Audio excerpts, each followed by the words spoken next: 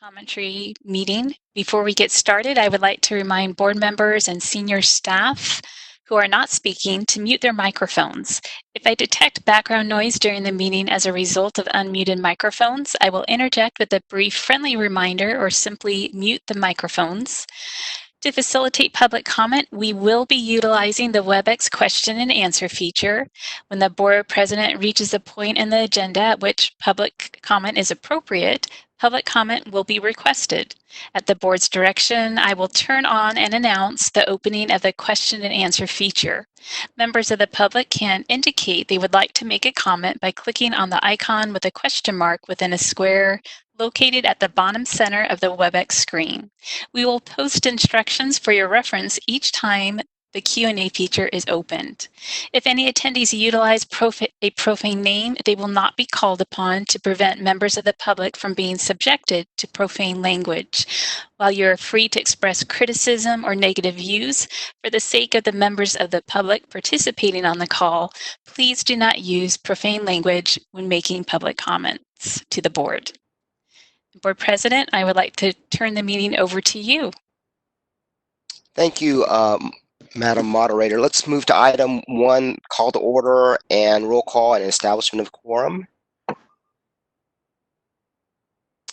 I guess I turn this over to our secretary for the call to order.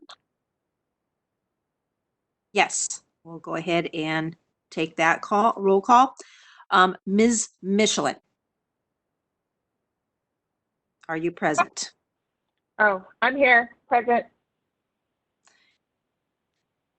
Hello? I'm here. Can you hear me? Yeah, we can. Okay. And okay. Dr. Wong? Present. Maria Salazar Sperber? Present. Okay, thank you. Dr. McIntyre, present. Ms. Garcia? I'm here. Dr. Chawla? Dr. Turetsky? Here. Ms. Brandvine? Here. Dr. Kawaguchi? Here. And Mr. Moridomi? I'm here. Thank you. All present and accounted for. A quorum is established. Thank you. Great. Next, we'll move to item 2. This is public comment for items not on the agenda. We'd love to hear comment from the public on matters not on the agenda. I expect that a number of you are attending to speak on items, perhaps the CLE or the telemedicine or other items. We will take public comment on at that time. This particular agenda item or opportunity is for items not on the agenda. So if members of the public wish to speak on this item, please indicate according to the instructions that are on the screen. This is the moderator at the direction of the board president. I have opened the Q&A feature for public comment. If you would like to make public comment, please click on the icon with a question mark within a square located at the bottom center of your screen. We are sharing instructions for your reference. In the Ask field, typically in the lower right corner of the WebEx screen, type, "I would like to make a public comment," and send it to all panelists. Any other communication will not be responded to. It is not necessary to identify yourself in order to make a public comment. I will take public comments in the order they're received. Please note the Q&A feature is being used only as a means for members of the public to represent that they would like to make a verbal comment. Once unmuted, the member of the public may verbally state their comment. This is not a means to ask questions of the moderator or members of the board. Such inquiries submitted using this feature will not be answered. I will now pause a moment to give the public time to access the Q&A feature and to submit their requests. Please note that there is a 2-minute time limit. I will be giving a 10-second warning as you near the end of that time limit. Thank you.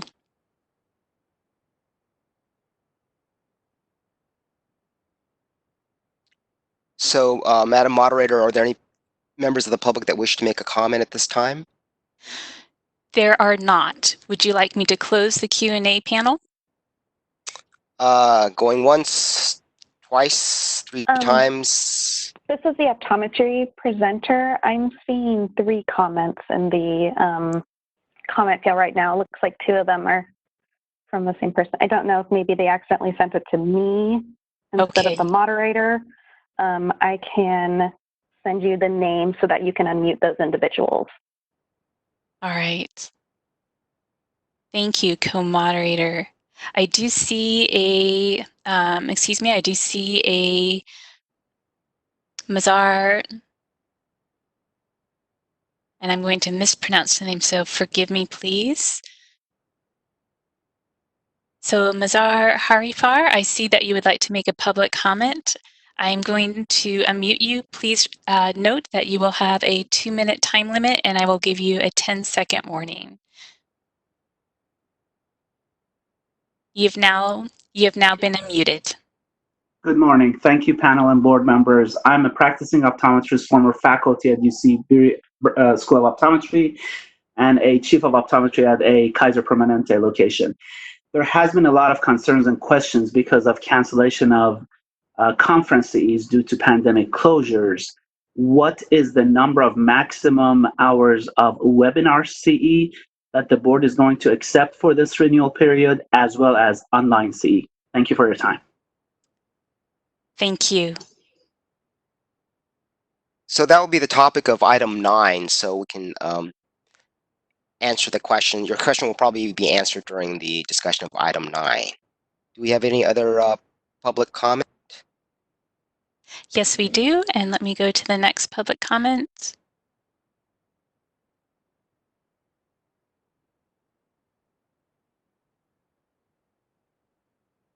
So the next public comment is from Bonnie Delatorre. Bonnie, I will unmute you shortly.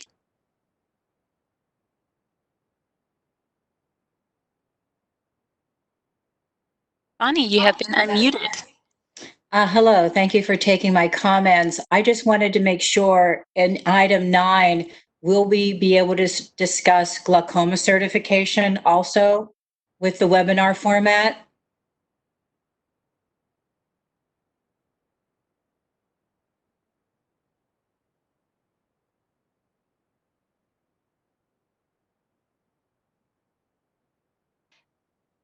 This is the moderator. Anytime the board president requests public comment, we will open up the Q&A panel and accept public comments. Can you hear me? was heard? I can hear you, yes. Okay, I couldn't hear an answer back. Did they hear me? Yeah, this is Mark Mordomi, the president. Usually the public comment period isn't actually for Q&A, but in answer to your question, Executive Officer, will glaucoma test CLE be discussed on item 9 during item 9? So item 9, I want to make sure everyone's able to hear me, speaks directly to the regulation package. Within our regulation package, there is limited reference to glaucoma, only that there is a need for the 10 extra hours. I think that we would be best taking Ms. Delatorre's comment here, just in case it is not germane to item 9. We can, of course, stop discussion here if we find that it is very much beginning to get to the heart of item number 9. But I believe now would probably be have conferred with legal counsel that now is probably the best time to go ahead and take Ms. Delatorre's comment.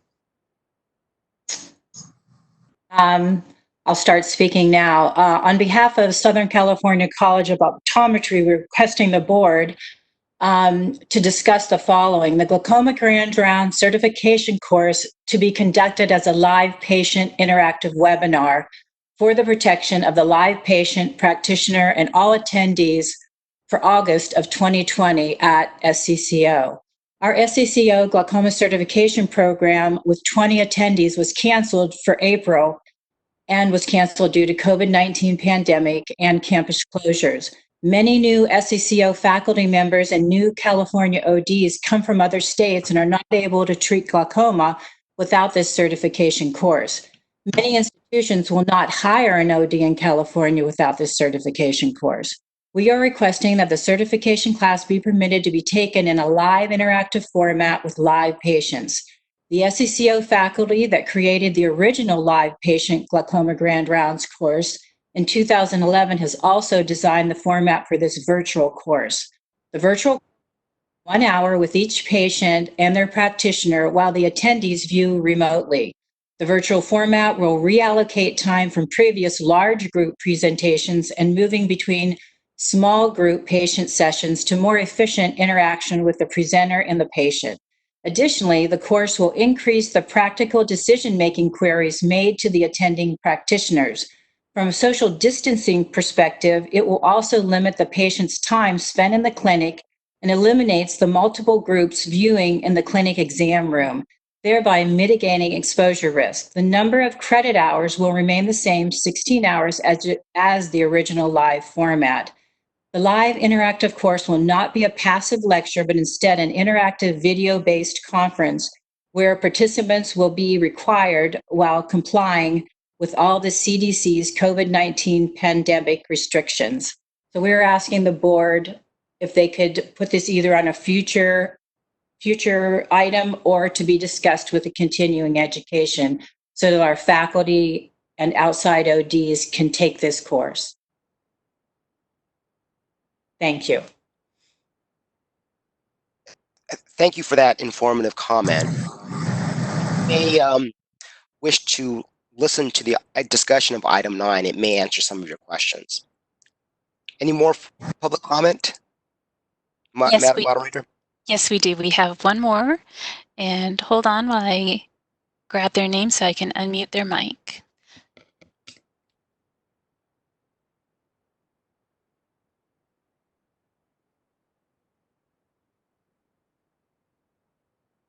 Cam Solani, you have been unmuted. If we're unable to, can you hear me? Yes, we can hear you. If we're unable to stay on for the full call, will there be a summary of the meeting minutes sent to us later via email? I know the meeting is being recorded, so I believe that that recording will be posted. Thank you. Also, meeting minutes are produced, but they will not be available to the public until the next board meeting for board approval. So that'll be a number of months in the future. There will be the cast of the meeting, though, will be available mid next week. Madam Moderator, is that the end of public comment? We have another comment that has been posted, a request for public comment from Tiffany Witherspoon. Tiffany, you have been unmuted. Thank you. I was actually going to address the same comment that that Bonnie had. So my answer has been answered, and I will be looking to it later in the meeting for answers. Thank you. Thank you. All right, with that, why don't we move to item 3, presentation and discussion of the President's report. I see that we have a lot of attendees, over 70, and I welcome the increased interest in the workings of our board and hope for a vibrant discussion related to optometry and opticianry. For members of the public who are logging in, please allow us some leeway as we use this new technology for the first time. You will see staff and board members looking away from the camera as we speak. I've done it a number of times already. I have 3 screens up, one with the agenda, one with board materials, one with the WebEx. So I am multitasking. Well, not multitasking. I'm looking at various screens so that I can see agenda materials, the agenda, etc. That will explain my sometimes perceived inattention. As far as today's agenda, we knew that a lot of people would be interested in the continuing education item 9 agenda item. So we will take that out of order. We will advance in the agenda. It will be likely taken up after item 5A. So those of you who are logged on for that item, stay with us. For my fellow board members, I will try to use a roll call method for initial comment as we discuss these agenda items. We've done this before. After that, if you want to make additional comments, please raise your hand either visually or virtually. There's a way to raise your hand on the participant screen on WebEx. I will try to look at the camera photos of you to see if you're frantically waving your hands. But again, I am looking at 3 screens right now, so I may miss you.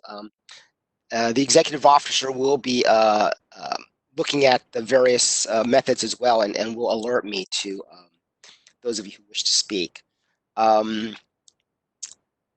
Getting to some more substance, the world has certainly changed since we had our last meeting. And I want to report to you that I've been working with the executive officer throughout the crisis. She and I speak every week, once a week, and she's been giving me great updates as to what she and her staff have been doing. I've been so impressed with the way our staff and our executive officer have been keeping the department, our agency, doing our everyday business and trying to keep our optometrists and opticians in business throughout this crisis. For some major decisions, she has consulted with me and sought my input, and I've endorsed everything she has done during this crisis. So I want to thank her and her staff for keeping the business of the board going. That's it for my president's report. Why don't we move to item 4, our update from the Department of Consumer Affairs. Unless there's any public comment on your president's report. Oh, okay. Well, actually, before we go to the public comment, thank you, Council. Do we have any comments by or questions from members of the board? Dr. Wong? No comment. Thank you.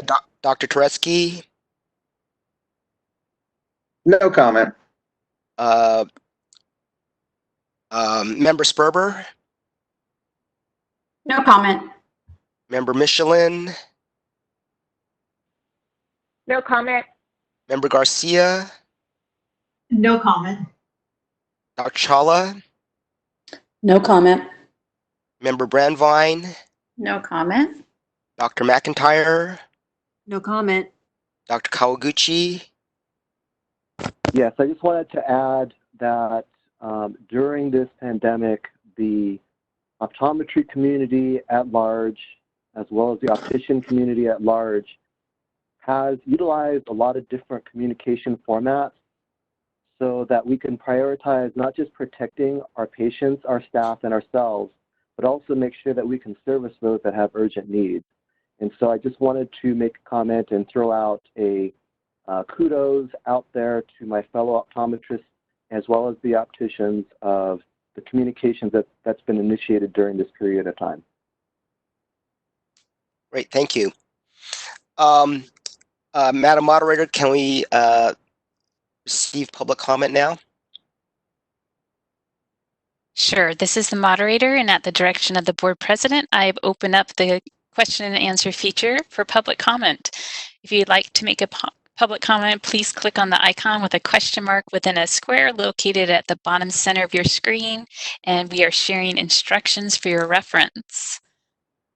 Please type in the ask field that you would like to make a public comment. Do not type your question, just type that you would like to make your public comment. We will unmute you so you can ask your question in the order that you submit your request.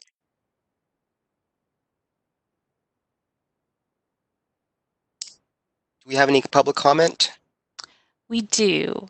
So let me start.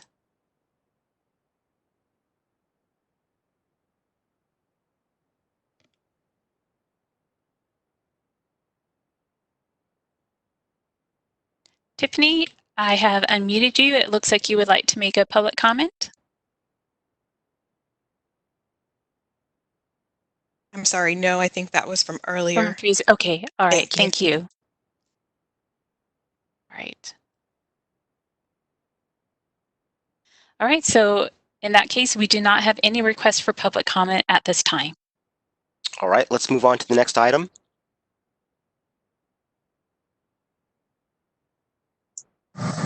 Excellent. This is Shar Murphy, the Executive Officer for the board.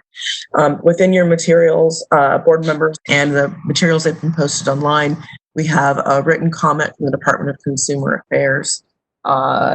If there are any particular questions, please let me know. Their comments go over their efforts pertaining to COVID, and I can attest that which we will also get into later though, that we've had constant communication with the executive of the department, almost weekly calls with the director and executive team, as well as communications that run from the governor's office through agency to the executive down to the board itself, and have been in communication with them as the governor has rolled out the health core, and we are also happy to have additional contacts coming into the executive office of DCA as the new executive director, Kim Kirchmeier, formerly of the California Medical Board, is bringing in both appointees to our legislative unit, and then also a deputy director. And we are excited as we gain those extra contacts and sources of information as we continue to move through the pandemic. And then you'll see also within the materials that there is comment on the new Secretary of Business, Consumer Services and Housing Agency, Lourdes Castro Ramirez, who was appointed on the 22nd of January. Also, you'll see within the comments submitted by DCA, the continued work on ADA compliance for our websites. And then, of course, the board member training orientation is the last item you have there. If there are any questions or discussion from board members. So let's go through the roll again. Dr. McIntyre, do you have any comments or questions? None at this time. Member Van Vine? No questions or comments, thank you. Dr. Chawla? Not at this time. Member Garcia? No comment. Member Michelin? No comment. Member Sperber? No comment. Dr. Tereski? Quick comment. On the ADA website requirements, does the board itself have any enforcement obligation for licensees to monitor licensees' ADA compliance on their website? Or is that something that's handled through other agencies? That is handled through other agencies. So that's not a part of the advertisement that we oversee for our licensees. Okay, thanks. Dr. Wong, any comments or questions? No comment. Dr. Kawaguchi? No, thank you. I have one overarching question, and I wish a representative of the Department of Consumer Affairs were at our meeting, but the overarching question is, given the projected possible recession or worse and the effect on the state budget, what can the state or the state government or the legislature do adversely to our budget and our positions? So we were able to, I first, of course, watched the governor's address yesterday, and then we had a call with executive. So within item 4B, we'll go over the funds of our programs, but I'll also have some information to discuss regarding what we've been told as far as how the legislature will and the governor's office and Department of Finance will be seeking to bridge that budget deficit that we know is looming over us. Oh, okay. Well, let's go to 4B.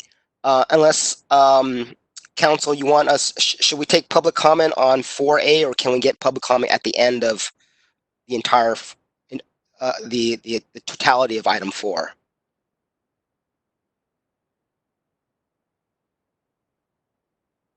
Council? I think it's up to you. Okay. Well, let's get comment on 4B, or excuse me, the presentation on 4B, and then we'll take public comment then.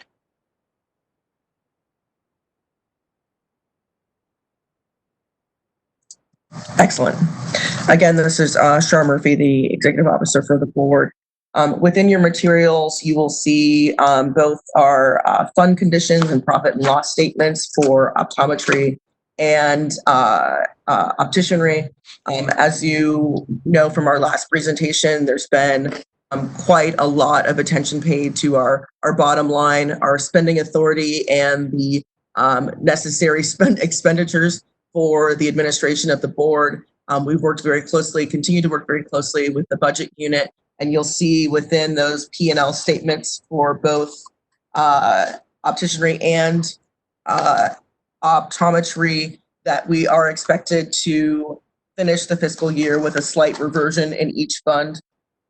We have been able to, again, look at our expenditures and make some cuts here and there, including those in personnel. So we've had some natural attrition, and we've kept those positions open in order to realize some budget savings. So we will finish the year with a bit of a reversion. We should not have issues with being in deficit or needing management or administrative staff to pay personally for any sort of deficit within our 2019-2020 budget report. Shara, excuse me for interrupting, but what's a reversion? Money, we'll have money go back into the savings account. So at the end of this fiscal year, we should have about $13,000 from the opticianry fund that will go back in, that will go into our savings account, that fund condition report. So that will be added to, for opticianry, the nearly $900,000 we have in our savings account for opticianry. And for optometry, we'll have about $5,000 that will go into the savings account for opticianry, that will have about $2.1 million in that savings account at the beginning of next fiscal year. Thank you. Does that complete your report? So then there are also some of the things that we were alerted to yesterday. We're thankful that the governor and the Department of Finance intend to fund both our occupational analysis for unlicensed optometry assistants. That continues to be in the budget. Of course, that is, we have the authority to spend our savings fund, our savings account, in order to perform that occupational analysis.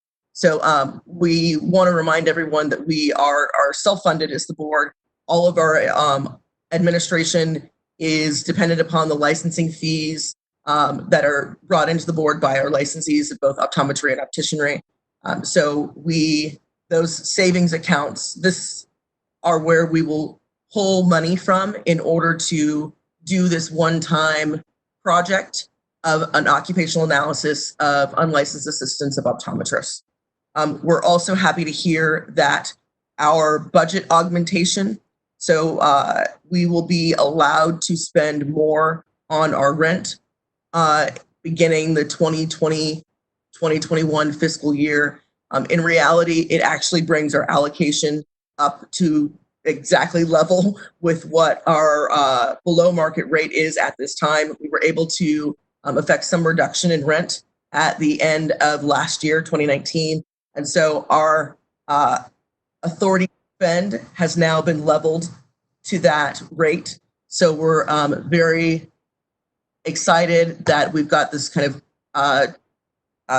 opportunity to now have the authority to spend what's needed to administer our programs. What we have seen in past economic downturns, that because we do have special funds for both optometry and opticianry, there is the likelihood, as has happened before, that the governor and Department of Finance will come to our special funds for loans to fill that $53 billion budget gap. We have been saved from this first round of special fund loans. The Board of Accountancy will be giving a loan of $10 million. The Board of Nursing will be giving a loan of $2.4 million. The Bureau of Automotive Repair will be giving a loan of $93 million. Those loans that have been announced in this first round, and I emphasize this first round and to say that it's possible that as budget negotiations continue, whether or not there is federal funding provided, other continued unemployment, as the discussion goes on, it's possible could be approached for a special fund loan. So the loans that have been announced in this first round are guaranteed to pay back by fiscal year 2024, 2025. So we hope that if we are asked to give some sort of loan in the coming phases, that we'll have the same sort of payback timeline. This will, of course, affect our ability to spend within our savings account until that time, the 2024-2025 fiscal year. But as of now, we have been saved from the first round of special fund loans. We are also asked to consider additional decreases in spending. There is a potential for a 5% decrease in spending for 2020-2021 across all boards and bureaus and commissions of DCA. We are hoping that there will be possible improvements within the budget situation, particularly federal funding, that might keep from triggering this 5% reduction in across the board spending and in spending for all boards, bureaus, and commissions. We've also been made aware that there is a reduction of about $14 million within the Department of Justice budget.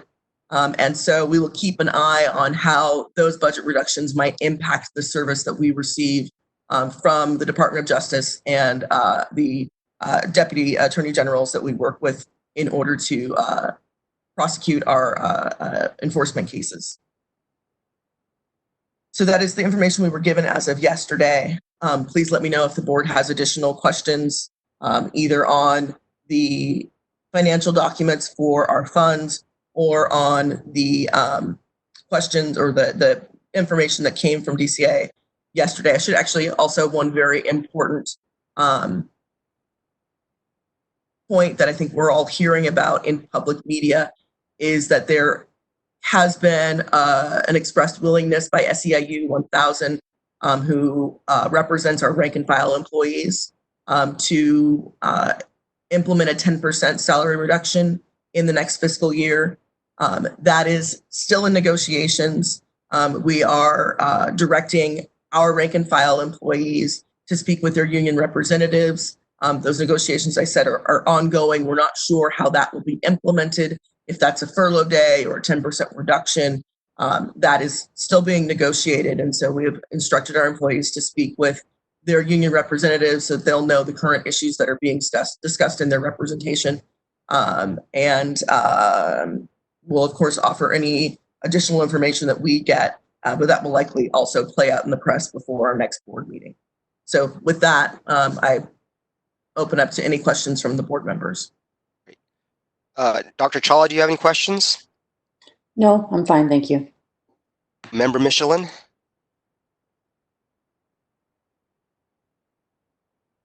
Rachel? Any comments or questions on this part of the report? I'll move on. Member Garcia? Ruby? If members can remember to unmute themselves. Can you hear me? This is Ruby. I do have a question, Shar. Thank you so much. On the occupational analysis for the unlicensed, so that is going to go through according to our budget. My question is, when will that start? And do you anticipate any savings? Because my guess is you won't be able to, I'm just guessing, you won't be able to have in-person analysis like we did with the others? And will that cause any savings for us? Maybe you're going to do it through the way we're working it now. I'm just curious when, and do you anticipate any savings? So as of now, the mayor's revised budget does include our ability to spend from our own fund. The money is about $100,000 for the licensed assistant occupational analysis. We don't expect that there would be savings as much as delay. We anticipate that this would begin with the new fiscal year. We've continued to work with OPES as we have completed our contact lens and spectacle lens dispenser occupational analyses. The initial phases of this occupational analysis will include some surveying of optometrists and then, of course, also of unlicensed assistants. So we will be able to begin work in July, and we'll work with OPES to begin those initial stages that do not include, physical proximity in order to keep the work moving along. The workshops are a key part of any occupational analysis, and so that's not something that we'd want to cut. But we, of course, will be cognizant of Sacramento County's public health guidelines and how we administer those workshops and how we bring professionals from throughout the state in to give us an idea of how their work unfolds into the vision care kind of portfolio. Thank you so much for that. I have no further comments, but thank you, Shar. Member Sperber, any comments or questions? Not at this time. Thank you. Member Wong? No comments. Member Vice President Kawaguchi?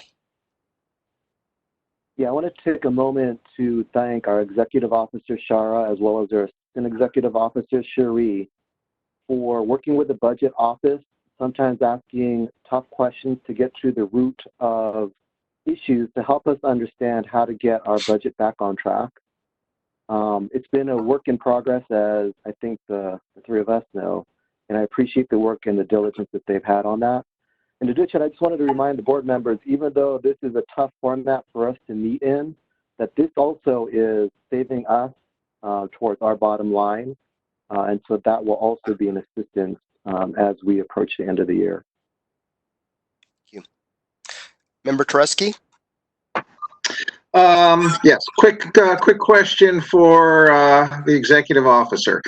With the budget cuts, possible 10% reduction in payroll, the things that are going to be put in place, do you see any delays in issuing licenses for new optometric graduates, spectacle lens dispensers and the like? And as far as renewal of current licenses, do you see any delays in that, where people should be made aware that if you're going to renew your license, you should give yourself a 6-week leeway or something on that order in case there are any delays?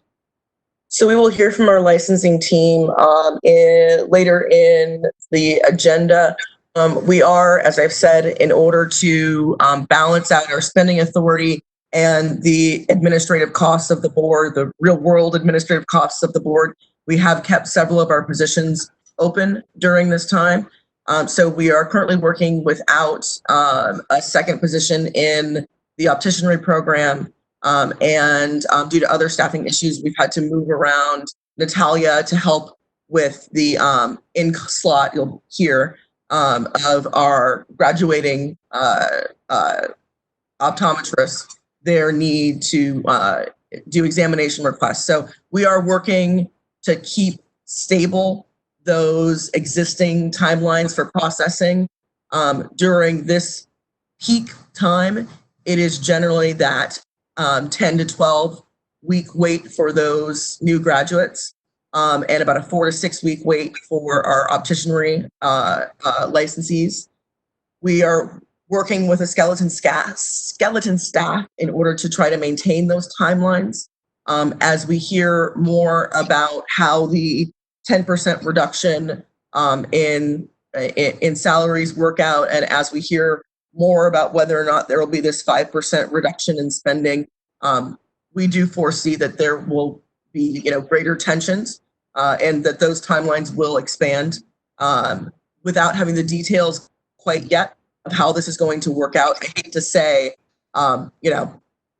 it should expand by this number of weeks or days. I don't have that data, but I think that we are certainly asking that our licensee population on both renewals, new applicants, in opticianry and in optometry, that they recognize that we are doing our absolute best through this pandemic, which has affected many people, that we have a little bit of leeway to continue to get things processed. So as I've said, we've been working very diligently to keep those processing times at normal. As more graduates come in and as these budget cuts are better actualized, we have a better idea of what will really happen. There certainly will be some changes to those timelines, and we'll update our website and update licensees as we have more data to give them more specifics. Thank you. Member Chawla? I just, Shar, just to the renewal process, it's pretty much online, so there shouldn't be a significant delay for those licenses, should there?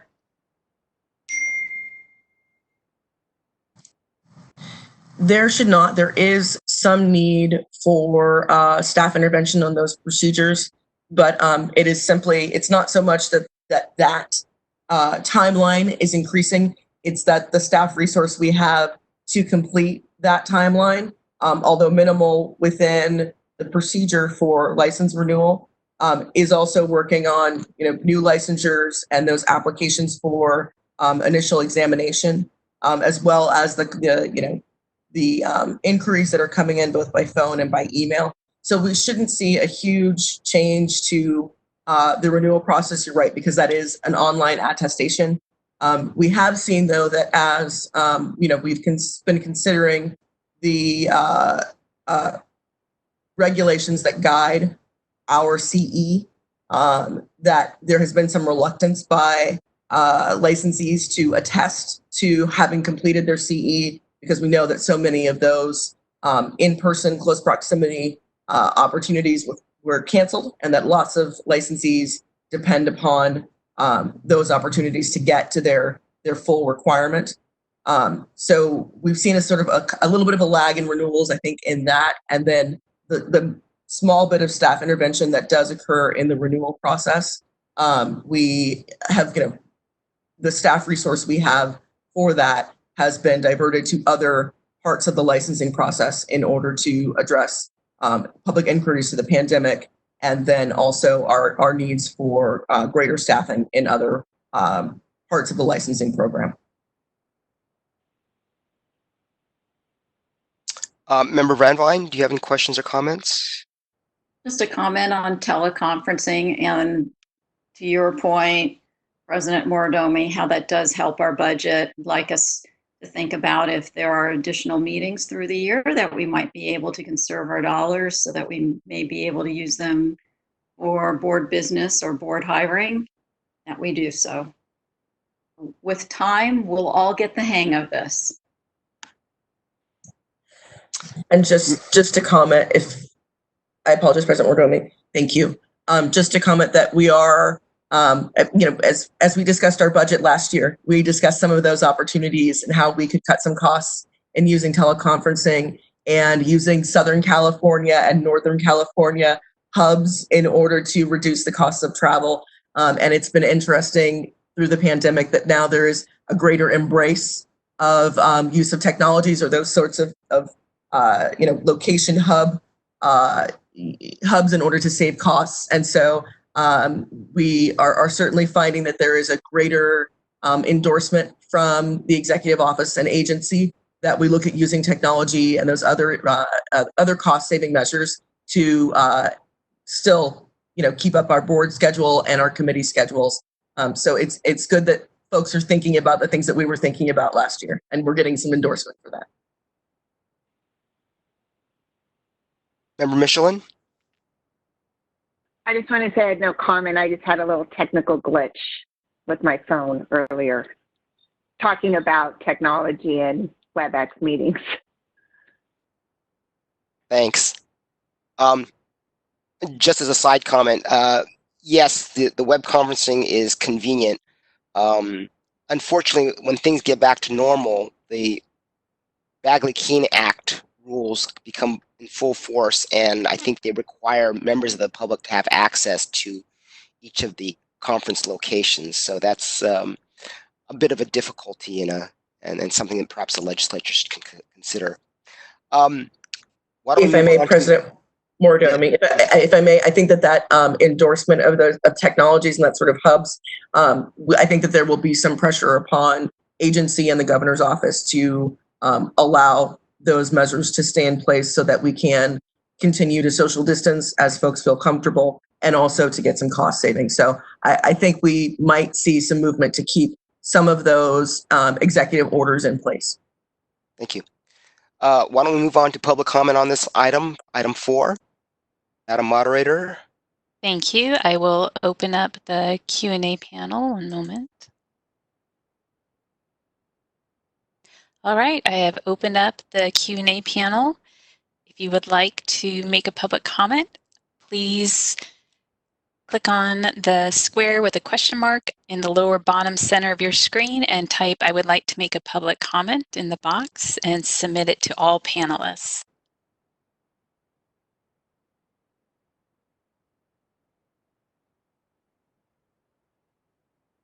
Do we have any public comment, request for public comment?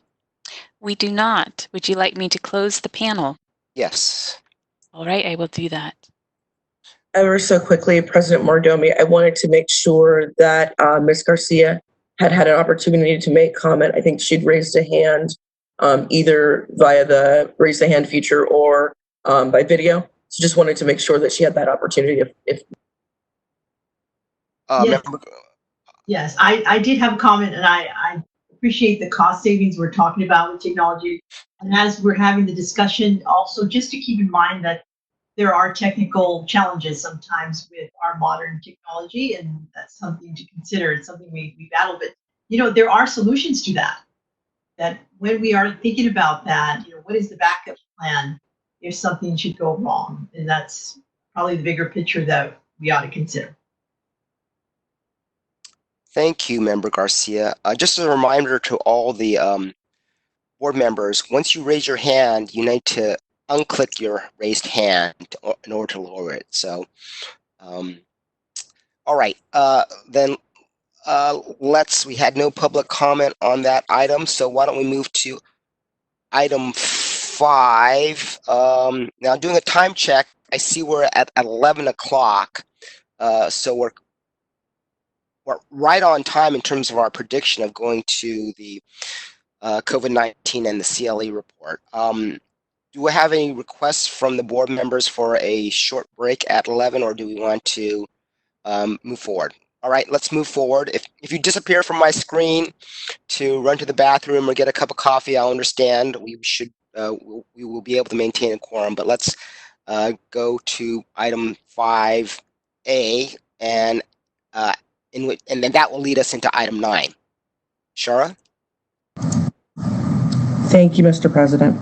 So we'll start with the board response to COVID-19. Members, in your materials and also posted on the web for public consumption is a roundup of some of the communication that we have submitted to licensees and to the graduating populations from our 3 optometry schools and college.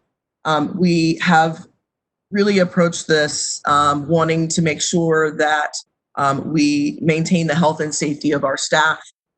We were one of the first boards to roll to doing remote or telework and worked early within the month to issue as many laptops as possible to our staff and get folks ready when indeed it might be a need for us to be at home, or if folks just got sick. What we really didn't anticipate the stay-at-home order. It was more that if you or a family member are struck with the virus, then you'll have the opportunity to still be engaged in your work if possible, and that we can contact you if there are questions from those who are backing up your position.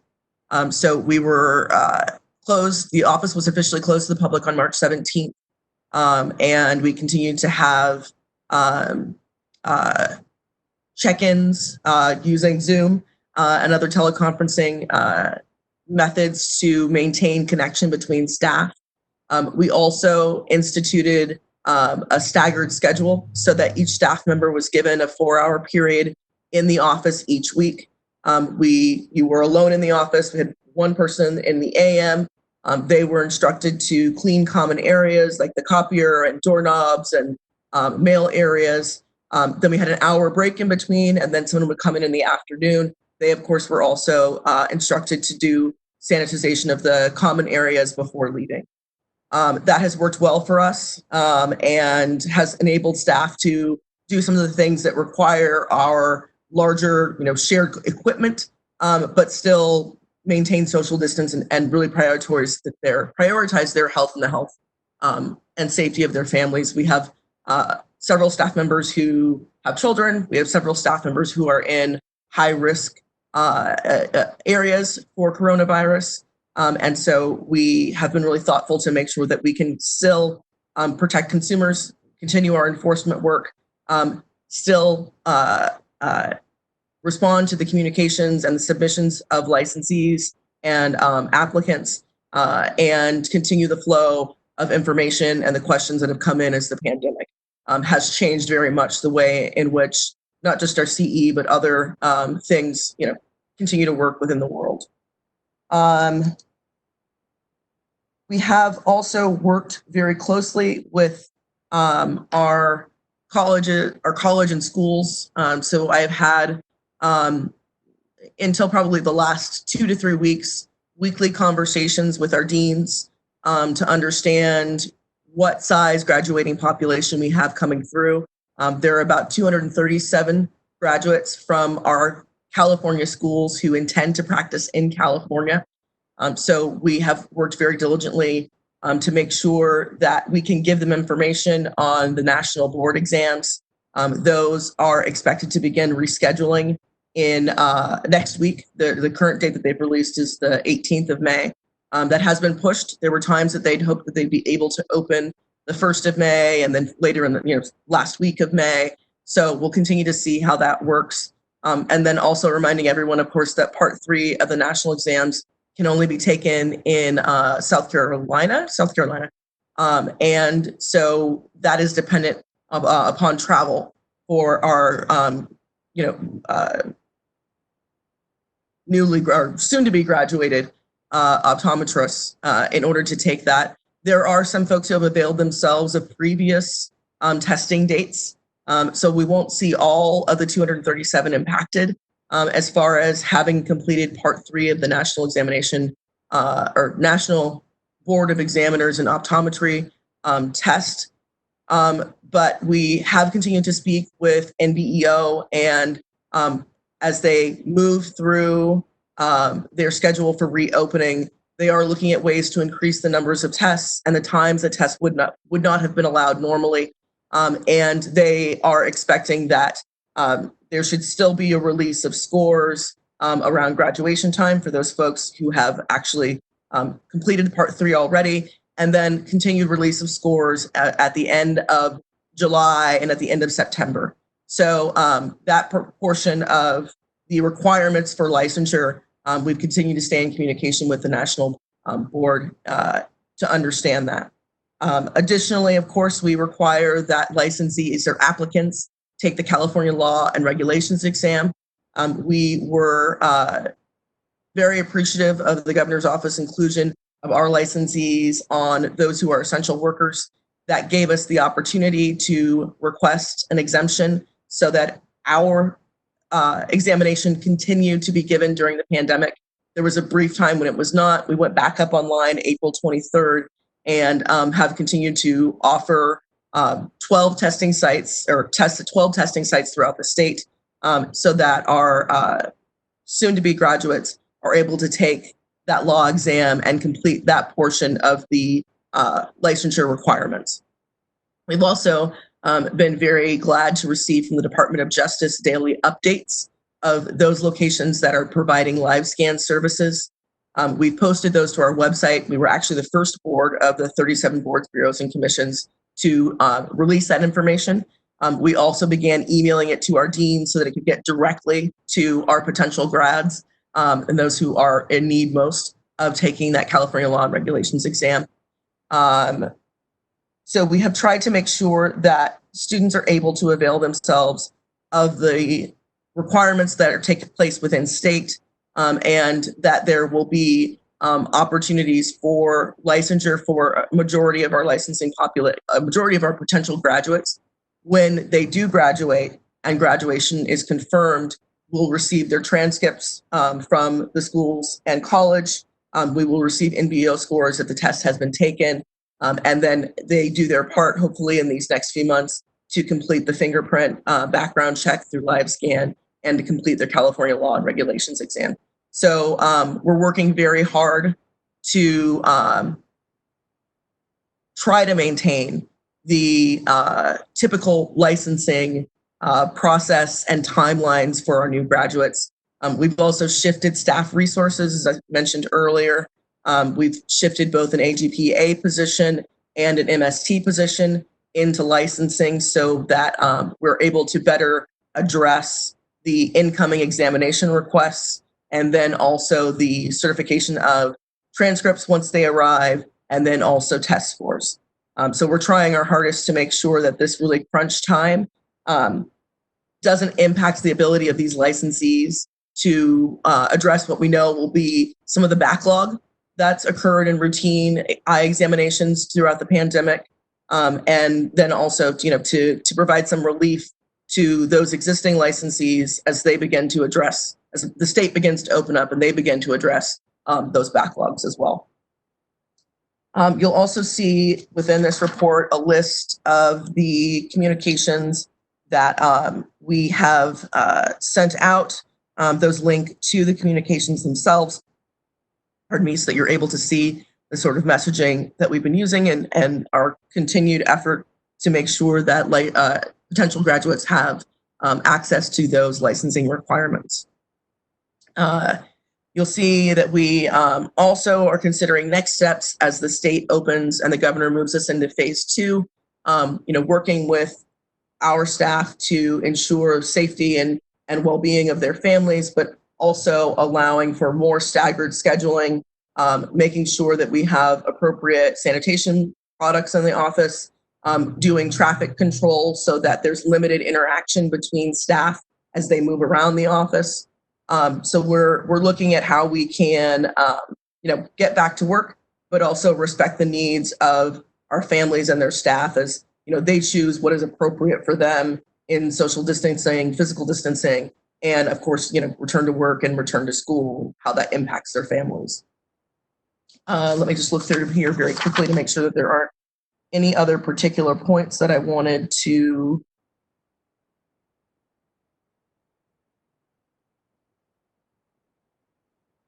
I think that that's the crux of our response.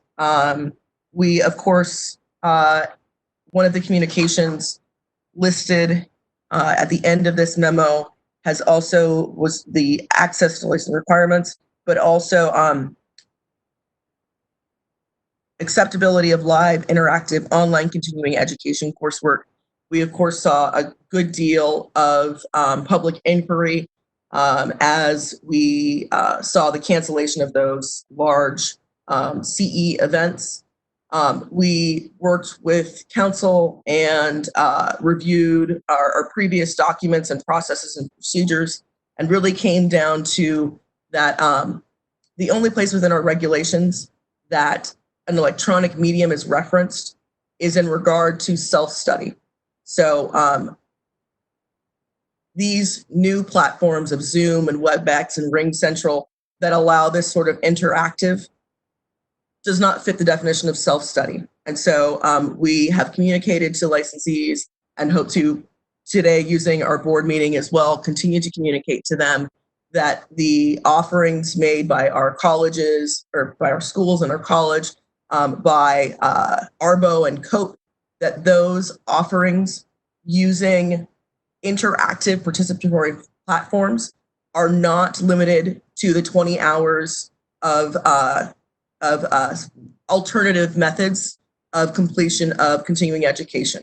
So we continue to discuss that and hope that today we're also able to help answer questions for folks that, in fact, our current regulations only reference an electronic medium in the context of self-study, and that these platforms really provide an opportunity for attendance checks. I can see all of you now and know who's here with us, and also for questions in real time and interaction between the participants of those CE workshops. And so we've really tried to communicate to folks that therefore the courses given on these platforms do not fit within the alternative methods of completion of the continuing education and are not limited to the 20 hours.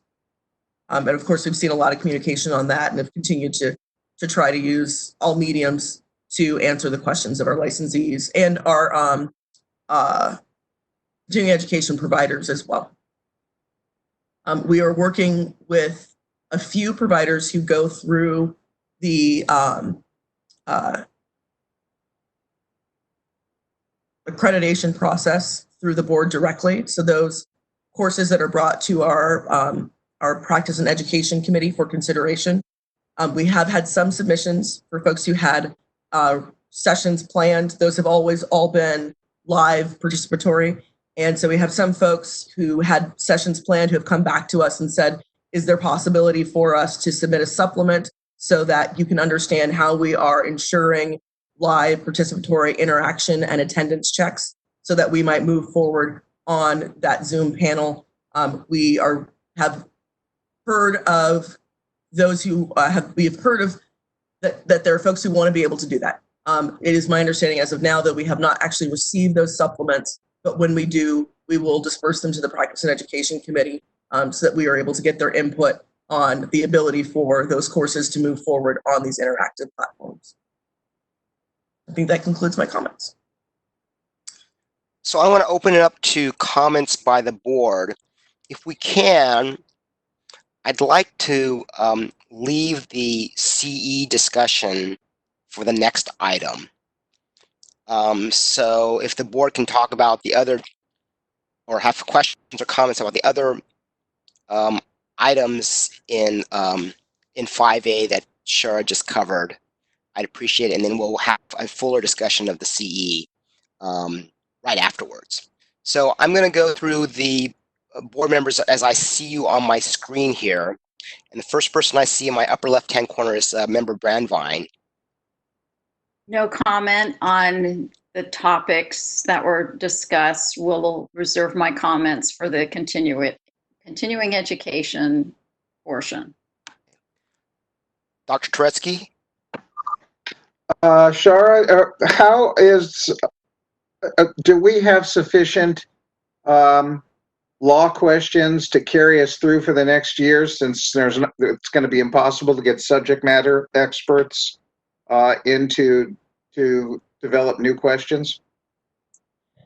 We thankfully, my pardon the feedback.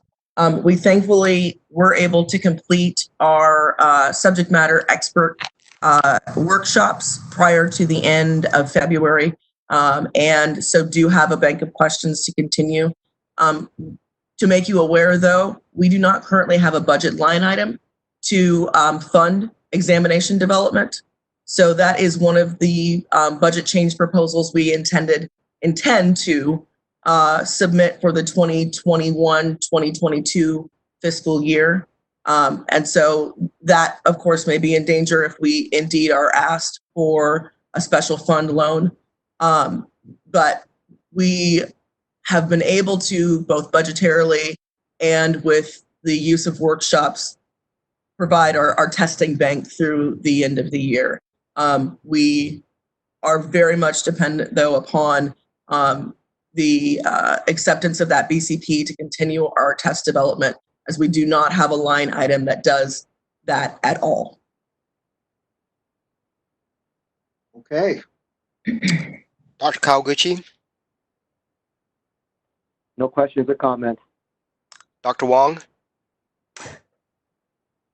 So I'm just confirming, we still have a timeline of like 10 to 12 weeks for new graduates to get licensed, but that's only after they take the CLRE, after they take the NBEO. And it sounds like right now the NBEO Part 3, that's in North Carolina, might start up May 4th. And they may, and it usually takes them, 2 months to get the results to us. So there could be a number of new graduates who won't even be able to submit all their documentation until September. And then they still have another 10 to 12 weeks after that before they get licensed. So it's definitely a much more extended period this year because of everything that's going on. We are imploring folks to get through the license requirements that they can impact on their own. We're working with NBO to understand how many of our potential graduates have already completed the Part 3. And then we've been told that they're looking to open up additional testing in June and July, if necessary. So as folks complete their tests in June and July, the completion of tests here at the end of May, we'll get those in July. Completion of tests in June and July, we'll get at the end of September. So we're imploring potential grads, get your live scan done, get your CRE done. We are working closely with our schools and college to know that the transcripts will be released. And so then it really is that NBEO that will create lag on how our licensees' applications can be processed. But as I said, we continue to be in contact with them and hope they can provide enough testing through May, June, and July, and then potentially also August to get folks licensed before the end of September.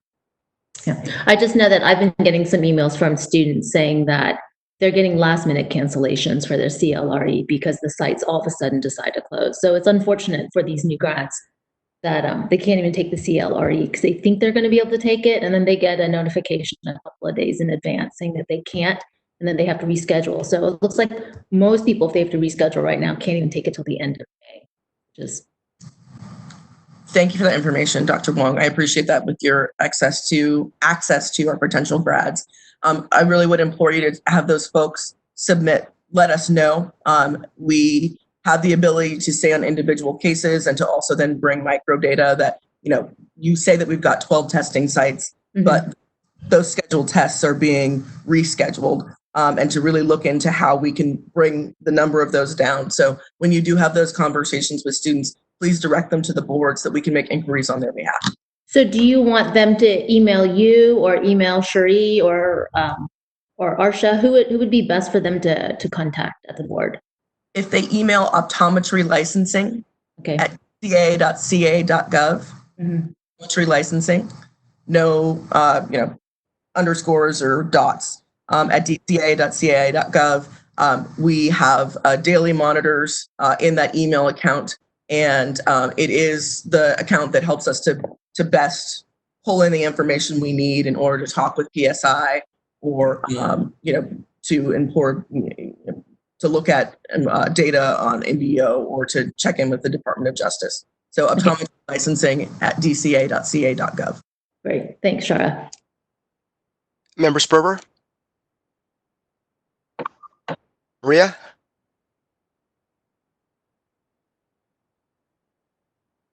Maria, do you have any comments or questions? I just have one comment. I do know first of all, I want to acknowledge the work that our board has done to assuage the anxiety of our potential graduates. I do know that our potential licensees in all boards have been struggling with this. So I do want to acknowledge this is sort of a statewide problem with our new graduates in nursing and optometry and all kinds of different areas. So I just wanted to acknowledge that. Thank you for your work. Thank you. Member Garcia? I too can see the pressure being put now on staff for these changes going on, and I think you're doing a commendable job. This has been a really good opportunity for us to see anything future that's happening and to be prepared how we're going to work with this. And certainly giving the students priority because of what they're experiencing would be great. And I see, Shar, that you've already answered that question for me. But this is also an opportunity for the DOC to look, as we anticipate talking to colleges for opticians, and to be prepared for these sort of things to come up as well. So thank you. Member Michelin? I don't have any comments, thanks. Dr. Chawla? No comments, thank you. Okay, why don't we open up the floor to public comment? Again, I'd like to confine the CLE discussion on the next item so we can focus on that. But if members of the public have any comment on the rest of the executive director's report, you're welcome to give it. I promise that the CE discussion will happen right after this. All right, this is the moderator. I have opened up the Q&A panel. If you would like to make a public comment, please click on the icon with a question mark within a square located at the bottom center of your screen. We are sharing instructions on that now. And in the Ask field, typically in the lower right of your WebEx screen, type, I would like to make a public comment. And please make sure you send your comment to all panelists.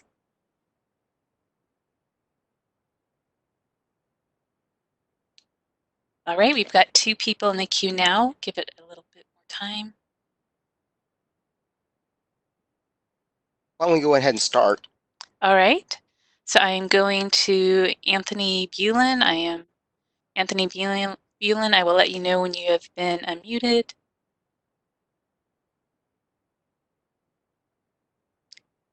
Anthony, you've been unmuted. Please make your comment. Can everyone hear me? Yes. Okay, so I just joined, so I'm not sure if this timing is appropriate, but I've made some communications earlier on to the board to consider online CE as an, not just during COVID, but as a standard policy. Other states are doing this now. Oregon's allowing all CE online. So we're going to talk about CE on the next item, Anthony? Okay, well, I may not be able to stay for the remainder of the meeting, so let me throw that out there, and if I can, I'll be able to make that comment later. Okay. All right, thank you. Moving on to the next. Next we have Christine Schultz. I will unmute you shortly.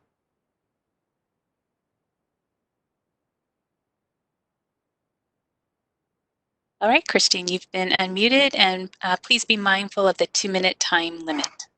Great, thank you so much. Christine Schultz, representing the California Optometric Association. Thanks for the opportunity to comment. I just want to start by commending Shara and her staff on their COVID response. Really appreciate her availability. I appreciate her clarification on the interactive platform counting as live CE. That's been a big deal for our members, so thank you for that. On the NBEO exam issue, you know, the NBEO exam center is now open, but many students have canceled since no schools are open for practice, and they're not comfortable to travel during this time. If they don't do it now, December is their next opportunity, and there could be a second wave in the fall. So there's just no reason to have the exam being done in so far away. It needs to either be done locally or virtually, or we need a temporary licensure exemption like other states. You know, COA and the colleges have fought for that, but DCA denied it. I'm asking for the board's help and lobbying the DCA or the NBEO or both. You know, in the past, we've asked for some kind of consideration for local or virtual NBEO as a convenience, but now it's an imperative. Thank you for your consideration. All right, and that is the end of public comments. Would you like me to close the Q&A panel? Yes. All right. Do we have any further comment by the members of the board? Shara, is there any way we can procedurally, how would we discuss lobbying NBEO to change its procedures? Because that seems to make sense to me, at least. I think here, and Will, please correct me if I'm wrong, you can give direction to staff to begin conversations and to look into this. We would need to agendize it for an official comment or an official position to be taken by the board. But you could easily direct staff to open those conversations about having a California location or some remote option for the MBO Part 3 examination. Sorry, this is Dr. Could we consider making up a work group that might work with the 3 colleges of optometry in California to see if we could arrange for something? Because I agree with Christine Schultz that I think having all of our students having to risk flying across the United States just to get to North Carolina seems to be an undue hardship and health danger as well. I'm happy to have a work group work on this if council will allow me to. Mark, it's Dr. Chawla. I was just commenting, if you can't do a work group, we can do it with the Practice and Education Committee. I'm happy to do that too. All right. This is Will McGuire, counsel for the board. So since on this item, number 5, it's just a presentation and discussion, so it's kind of an informational item. The board can't take any official action. Within that, I think you have some flexibility to, say that this is an issue you'd like staff to look into, and staff can work on it and bring it back to the board for a future meeting and report to you on their progress that they've made working on it in the interim. Well, I would like staff to work on this. I leave it to staff to decide whether or not the Practice and Education Committee is most adept to deal with this issue. If not, then I think it may be within the powers of the president to assign a work group. So do you need a motion for this to direct staff to do these things? Oh no. So this is Dr. Moore again. Can we put an urgent, not an urgent clause, but this is obviously something that needs to be addressed sooner rather than later. So I know that Will, you had said that staff can work on it and then bring it back to a future meeting. What would be the timeline on that? Because I think this is something that a lot of students are really concerned about. A lot of them have had to cancel their examinations already. So if we're talking about this is something we're going to discuss and then bring back for a future meeting, like in a month, I think that 30-day period is a pretty long period for a lot of the new grads having to wait. Well, it looks like your next scheduled meeting is not until August, so it's actually 3 months away. But what I'm suggesting is that the board itself doesn't need to take any official vote or action or motion here today, because there's nothing on the agenda to vote on. But the content of what I'm hearing you all say is that you want staff to work on this matter, and staff can, it sounds like, I think there's nothing preventing them from taking those actions that are required next week to hopefully get some sort of relationship and dialogue opened up with the test provider. Shara, does that sound right to you? Yes, and I think also that within the direction to staff, if there's some sort of discussion of timelines that the board would like to have now on the direction to staff, I think that's totally appropriate as well. I also just want to comment too, though, that although the board can't take an official position or really sort of vote on anything, you can each comment on what the timeline should be.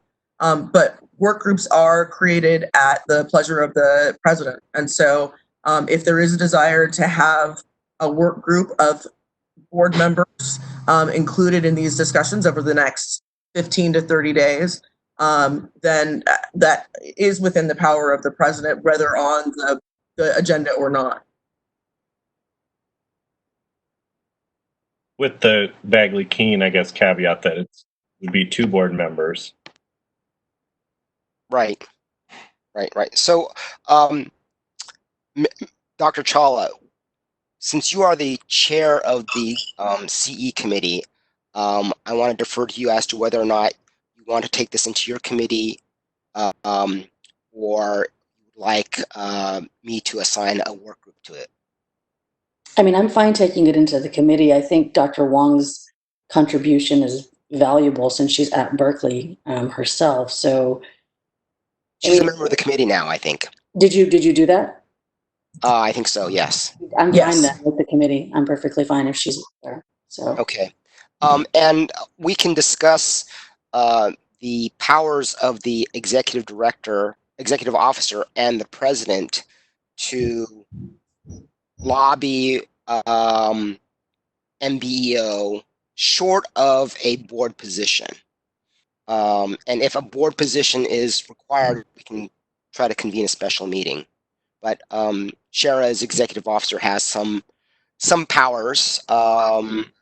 Speaking only as the executive officer, perhaps not as a member, as on behalf of the board, and perhaps we can get a message sooner rather than later in that way. All right. I believe that covers item 5A. Let's move on to item 9.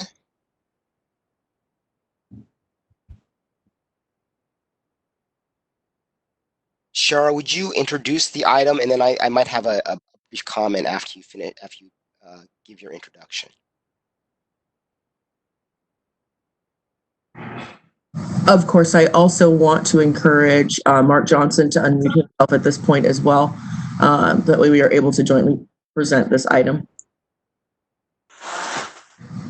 So in the consideration of our continuing education regulations, the board approved a package to advance during the February 28th meeting. The board approved a package to advance.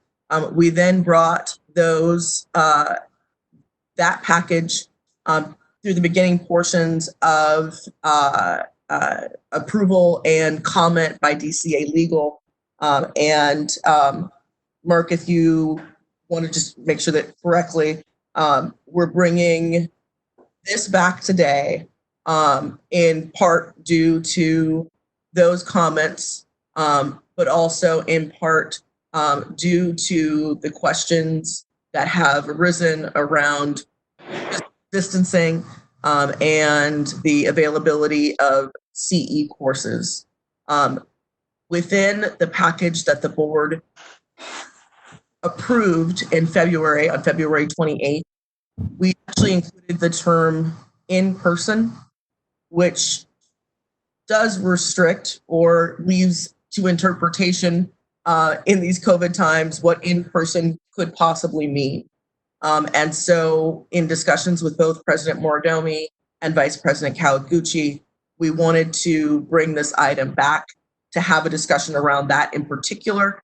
As we know, some of your colleagues on the board have moved their educational offerings online, and all of our schools and college have moved their educational offerings for potential graduates to online. We thought this was a discussion that should be had promptly and with the full board in order to determine whether or not the current approved package of regulations should move forward as written, or if there should be greater consideration for these online interactive participatory formats. Mark, is there anything you'd like to add to that initial comment? Hi, everybody. It's Mark. No, Shar did an excellent job of explaining what the proposed changes to the regulation would be. Basically, the rewritten section is in subdivision D2. If you'll notice the attachment, I think it's attachment B, has the actual proposed text, and the subdivision would allow courses taken outside of the self-study requirements to be taken online, which would enable a licensee to complete the entire 40, or it's very limited to the 40 hours, but the entire 50-hour CE requirement and trialing online. And the regulation defines what course formats meet this definition. and requires the participatory instruction and interaction between the licensee and the instructor. There are a couple of other minor proposed changes to the self-study requirement, most notably requiring an exam, a self-study type exam to include a test component. Sorry, I'm kind of trying to read and talk here at the same time. And also there was some minor changes to the term we added the word data-enabled device. And this regulation, I just want to acknowledge that Legal Counsel McGuire and also Danny Rogers, our other regulatory legal counsel, has been very good in working with us, and we believe that this is a solid definition that will change this regulation going forward. If we're able to get an approval by the board on this today, then we will continue with the rulemaking package and hopefully get this into regulation as quickly as possible. So those are my comments. Thank you. So, if I can characterize the state of things as I understand them, and Shara and Mark correct me. So, a few months ago, we approved changes to the CE rules, which created some definition as to which online courses were available. Then the COVID crisis hit, and we examined the current rules, not the rules that we passed a few months ago, but the rules that were existing at the time, and discovered that there was some ambiguity as to whether or not these online interactive courses were considered live. And Shara took her authority to interpret them and found in its interpretation and consultation with legal counsel that the online interactive courses were considered live courses under our current regulations, and issued the letters that she mentioned earlier. This item is important because the proposed regulations that we passed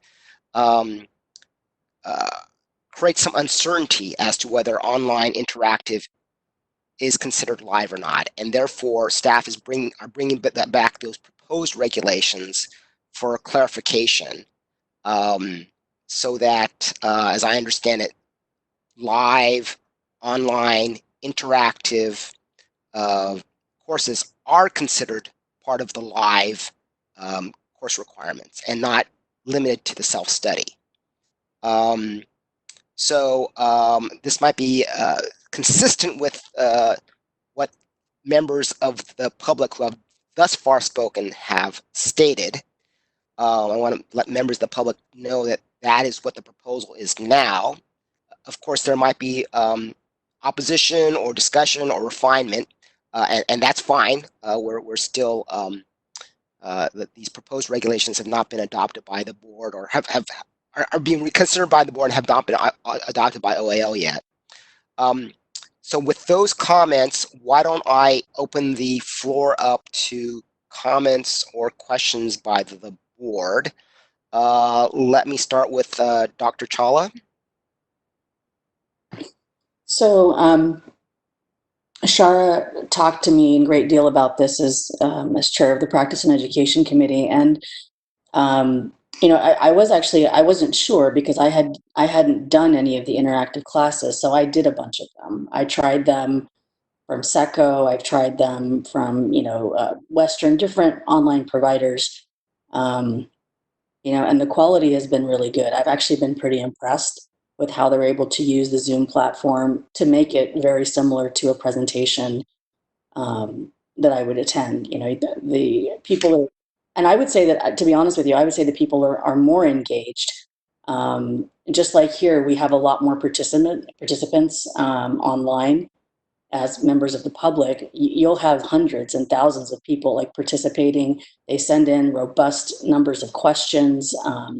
I think it's great, because you get to interact with your colleagues from all over the country and the world potentially. So I've enjoyed the Zoom platform. I think this is something we have to consider, not just now for COVID. I think it's essential for COVID, because how are people going to get their CE? You know, it's there's such uncertainty, you know, with it, will it be there? Will it not be there? How long will it be there? So you don't really know. You know, traditionally we rely on our research partners to tell us more about these types of situations. They can't do it fast enough. You know, research collects data, they analyze data, they do peer review internally, they attempt to publish by doing external peer review. The whole process takes 18 months with COVID. And, you know, what are we looking at? We don't have enough data, and we don't have 18 months to wait. So there's a lot of uncertainty as to how long this virus will be here and affect us. So there's going to be hesitation in public gatherings, I think, for a while, you know, for a fair number of people. So I think for the current pandemic situation, you absolutely have to do this. I think, you know, to some comments that have already been made by public members, I think it's something to consider long term. It's, you know, the pandemic has forced us to look at technology, even those people who've been afraid to do so. We've looked at technology, and it's important to embrace what's good. I think this is a good thing for us to try. I think people in business, you know, we have members on this board that are heavily involved in business and technology.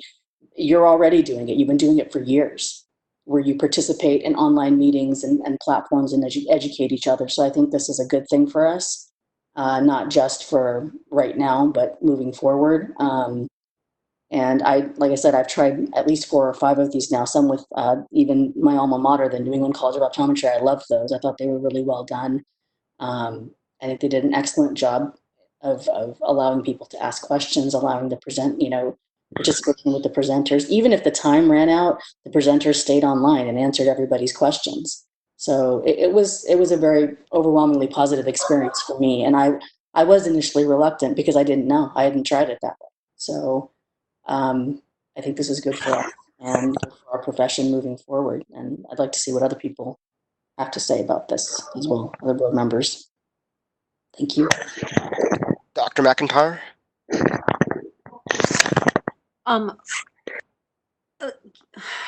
Let me know if I'm wrong. So based on our current regulations, you're telling me that the interactive online programs are not excluded as applying towards that 30 hours or whatever it is of CE requirements.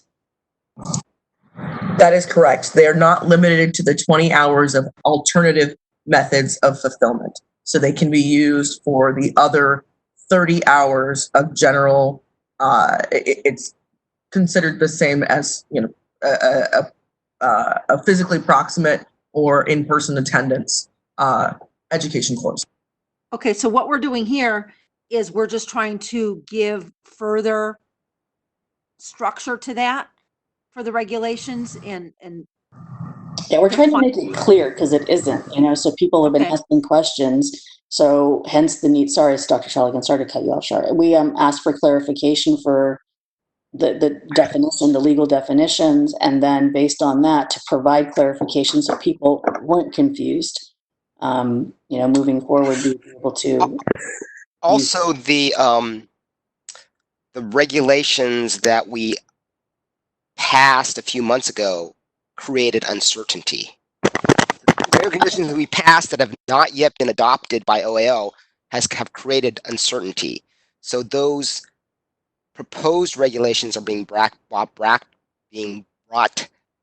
to us so we can clean up those proposed regulations.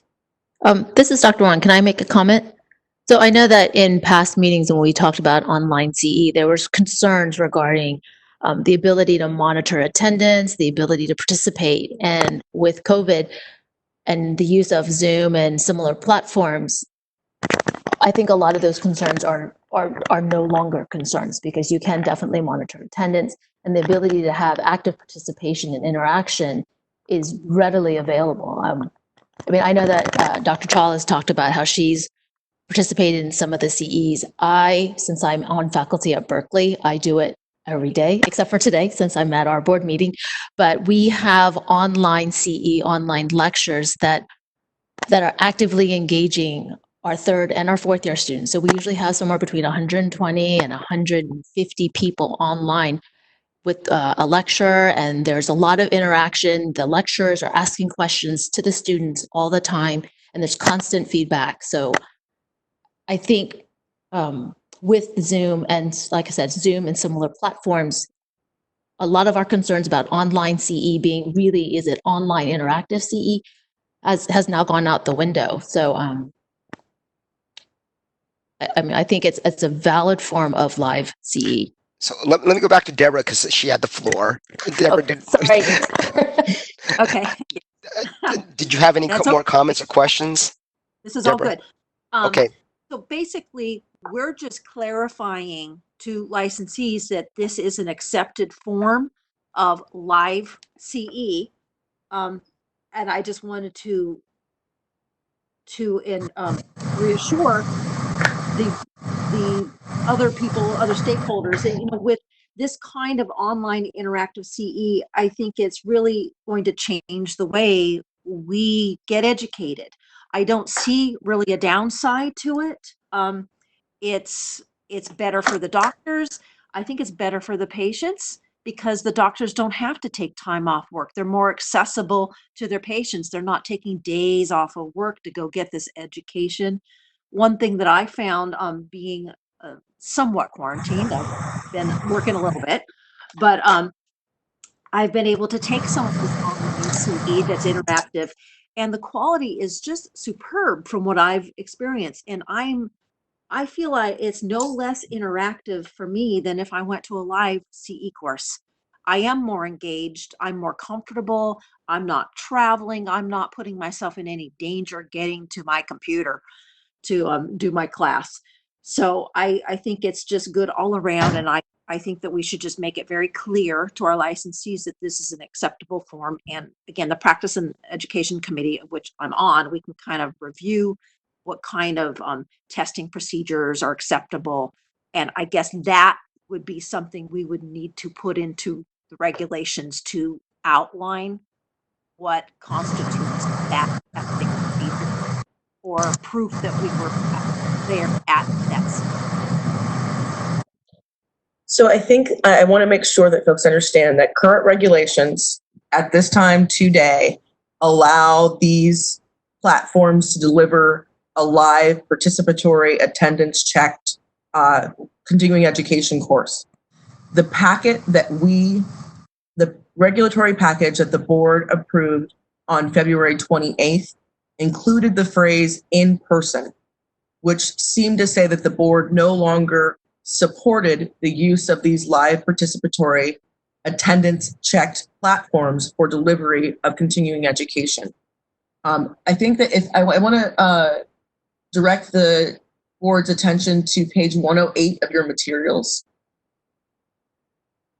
This is the form and was part of the reason why we had to bring back these regulations for your additional or next approval. You'll see we had to make some changes to the language in order to clarify here at the top. But the other additions are down here in yellow. So when this is the form that continuing education providers submit for approval of their application or approval of their course. So you'll see that we've now moved this to say, pursuant to CCR 1536, the regulation we're discussing today, will this course be self-study? No. Obviously, if you're planning to present information, it won't be the study of the doctor by themselves.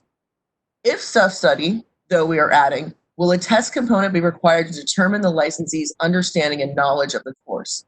So we are including in this, and what seems to be best practice, standard practice within optometry is that when you do self-study, that there is a quiz that verifies that you've captured and understood the information being presented or being, presented could be, because it's not live. So it could be a taped session. It could be a PowerPoint slide, that you run through on your own. It could be an article.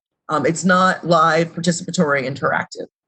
And then the last addition, if a live course, how will the provider track individual attendance and participation? Pursuant to 16 CCR 1536D2, these courses must allow for participatory interaction between the licensees and the instructor.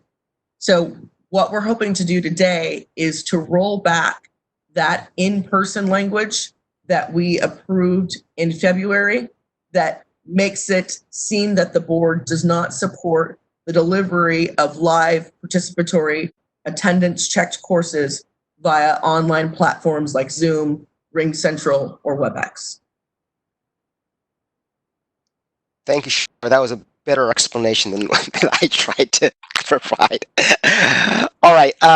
Next, I see on my screen, Rachel, Michelin, do you have any comments or questions?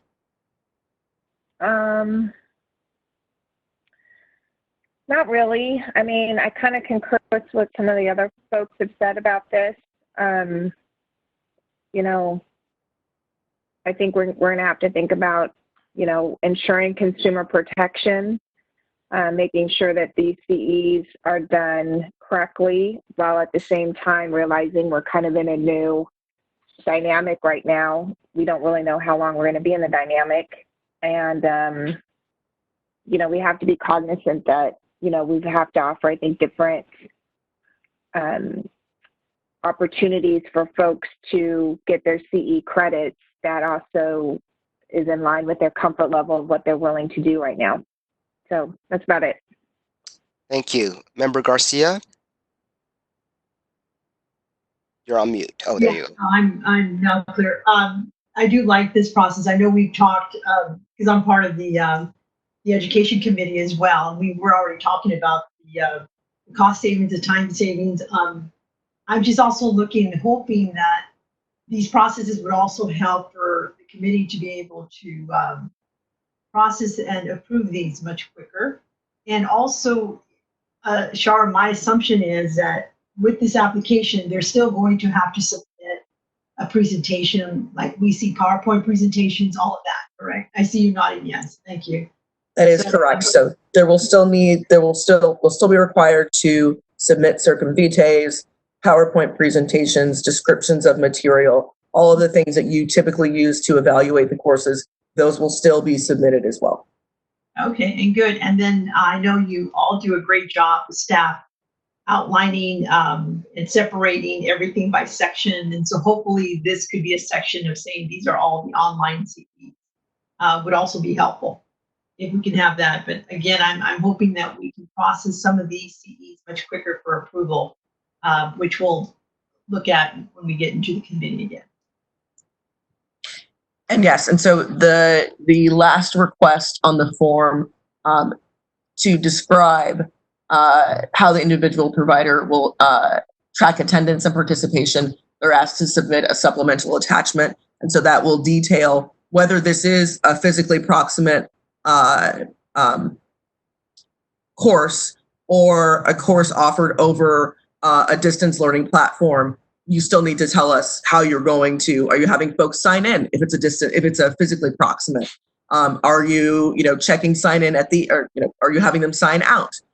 So it's still whether this is provided delivery over an online platform or you're physically proximate, it still needs to meet the same standard. Tell us how you're going to track attendance and tell us how you're going to ensure that there's participation. Thank you. That's all. Member Sperber? Hi, thank you. So most of my comments have been covered by Dr. Wang, and I also share Ms. Michelin's concerns about the quality of the CE programs. My main concern is that these programs all meet the quality standards. It sounds like they do. It sounds like they, in many cases, can be more refined, more developed in subject matter.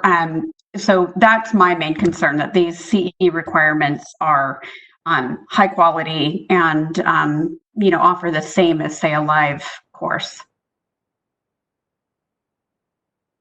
Thank you. Member Wong, Dr. Wong? Oh, well, I've already talked about how I've watched so many in the last 2 months, and then the quality and the content of all the courses is really fantastic. And just to talk, what Rachel was talking about earlier, not only is this, I'm very happy that we were able to, first of all, I would like to say I'm happy that the board was able to adapt and figure out a way for all optometrists to get live CE during this time. But that just looking forward, even after COVID-19 ends, I think having this online platform, live platform for future CE will just be a fantastic alternative for people who aren't able to attend a CE in person, because the quality and the ability to interact is just as good. Okay, thank you. Dr. Kawaguchi? So I'm going to premise this with, I am not a credentialed educator. So for us as a board to be able to make a decision on the quality of learning from a participant, I want us to be careful about not using anecdotal information about personal experiences to ensure protection of consumers. I do believe that there's value in online or via video or whatever the case may be, interactive, remote learning. However, I'm remiss to allow practitioners to gain all their education in that way. I'm going to be curious to hear from potentially some of the optometry schools on their opinion on this. Until we get to a point in our society where educators are telling us that there's less or no value in in-person education, I question that we move to a format that's so proactive to allow a practitioner to only get CE remotely. So I'll hold the rest of my comments for the future. There are some administrative comments that I have around our current proposed regulations that we had approved at a prior meeting, that now I think I've realized that we need to even clean some of those things up as well to make whatever our new proposal is more future-proof. So that's it for now. Thank you. Dr. Turetsky? First, I'll say that I have attended a boatload, as has Lillian, of these online CEs, and everyone has been as good as or better than an in-person experience. I'm sitting in a comfortable chair. I can put the CE up on my television, sit back, be comfortable, and actually, enjoy what's going on. Plus, it gives me the opportunity, if I go to a CE, a regular CE, there's going to be somewhere between 4 and 6 presentations. I might have an interest in 2 or 3 of those, and the others I'm just stuck sitting through, listening to somebody talk about something that I personally have no interest in and really doesn't affect my practice.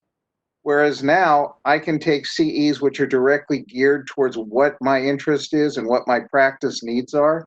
There's an ongoing CE presentation, a live CE presentation by a group where there are 4 separate sessions that you can take each hour. So you can learn about contacts or glaucoma or anterior segment or posterior segment every hour, and you choose what you want.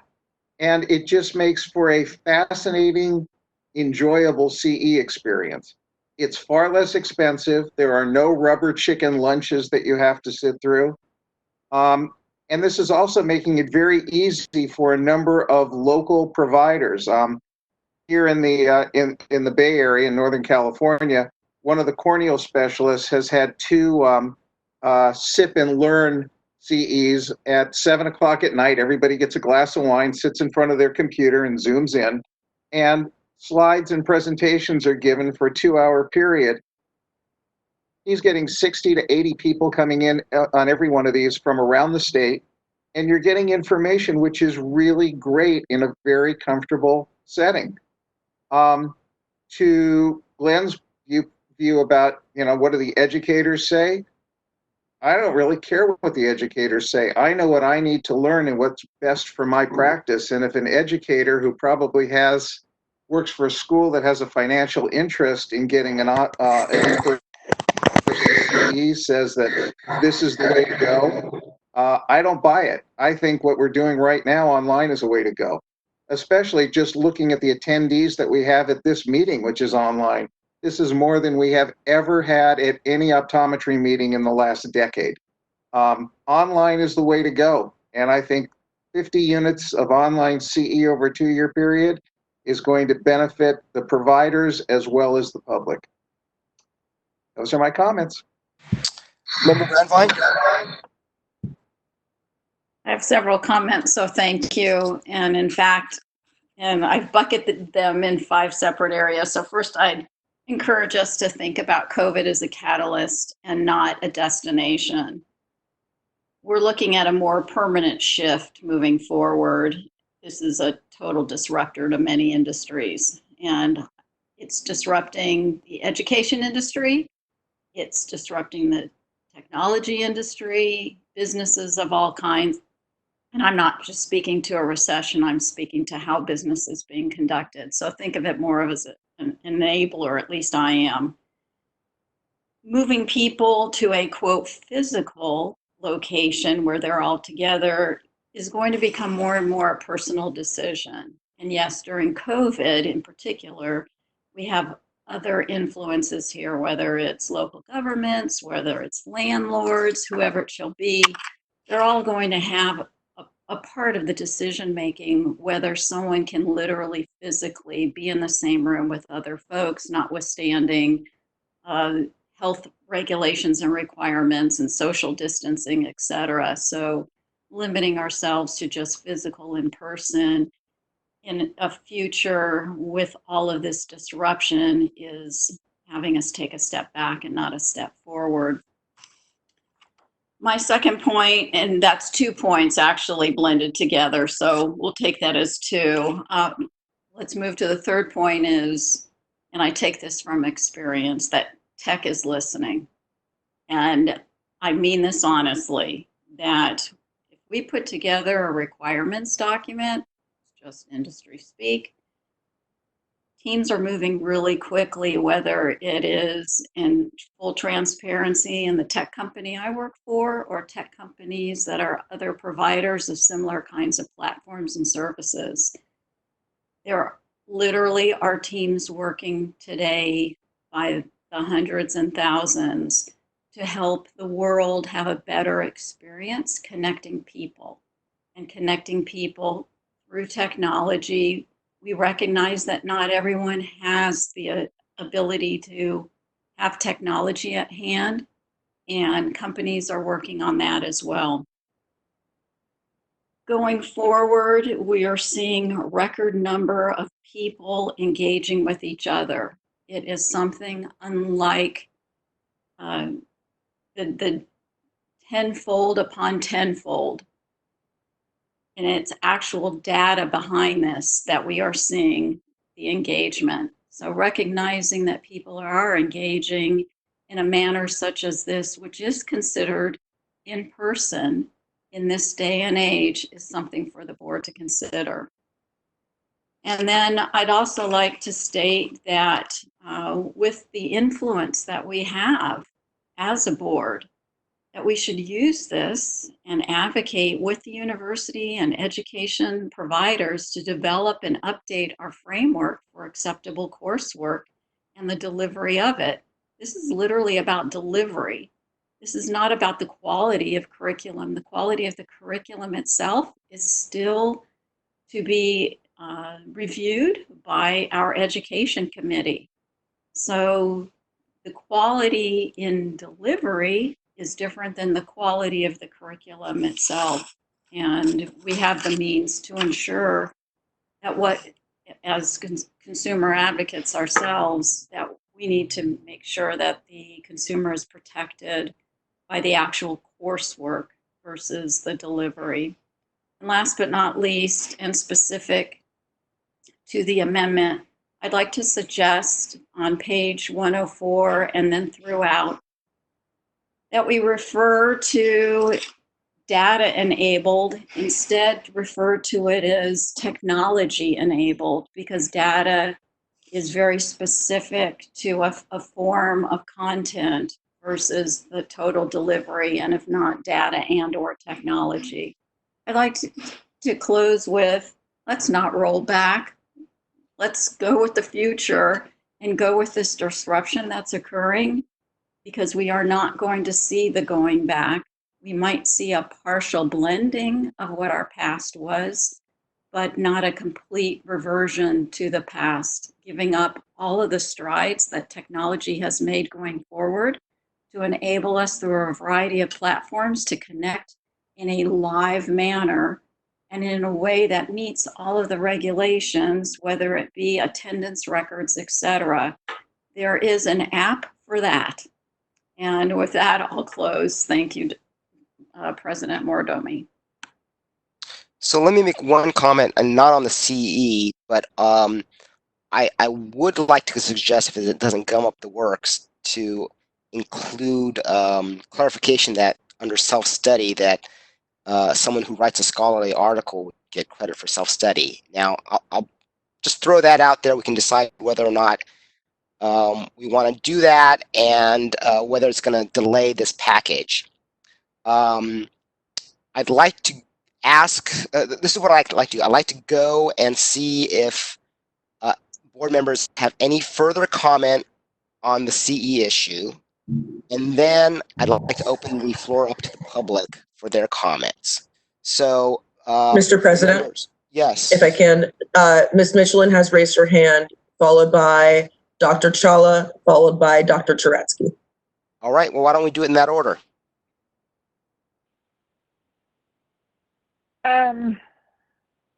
First of all, I agree with Ms. Brandwein on the changing of the definitions from data versus tech, especially in the world of privacy and CCPA. Data has a very different meaning now in California than technology. So I highly, support what she mentioned. I guess I was good with all of this until Dr. Turetsky, because I just go back to, I'm all for using technology. Trust me, I spend my life all day on Zoom calls and meetings and all kinds of things. But when we're talking about consumer protection, I do think there's something to be said for being in a room with other folks, especially if you're a newer licensed optometrist, that you don't necessarily have the experience that some folks who have been practicing for longer periods of time. So I'm not saying that we don't embrace technology. I'm not saying that we don't go down this path. I'm just saying that whatever we do, technology is great, but I've also watched my kids doing distance learning for the last 2 months, and I can tell you that the quality that they're getting on the distance learning is not the same that they get when they're sitting in a classroom. And I think if we're talking about consumer protection, which is what we need to do, while I agree with trying to make it user-friendly to licensees, our job is to protect consumers. I think we have to look at all of this technology through that lens. So that's the end of my comments. Dr. Chawla? I think you were next. Does Dr. Turetsky want to go before me, since Rachel Michelin commented on something he was saying, or I don't care either way? Sure. Dr. Turetsky, did you want to? Sure, I'll jump in. I don't know. I'm still, and I would like Dr. Chawla's perspective too, considering that she's a chief at Kaiser and has a whole bunch of ODs of various experience working under her, and I'd like her thoughts on CE too. But another consideration right now and forever how long this goes on. And again, going backwards, as Sid said, is really not a great option. But as long as this goes on, if we start requiring as a board that people must attend in-person CE, physical in-person CE, get ready for ADA lawsuits to start flowing in to the Board of Optometry. Anybody that's in a high-risk group, so if you're over 65, a diabetic, immunocompromised,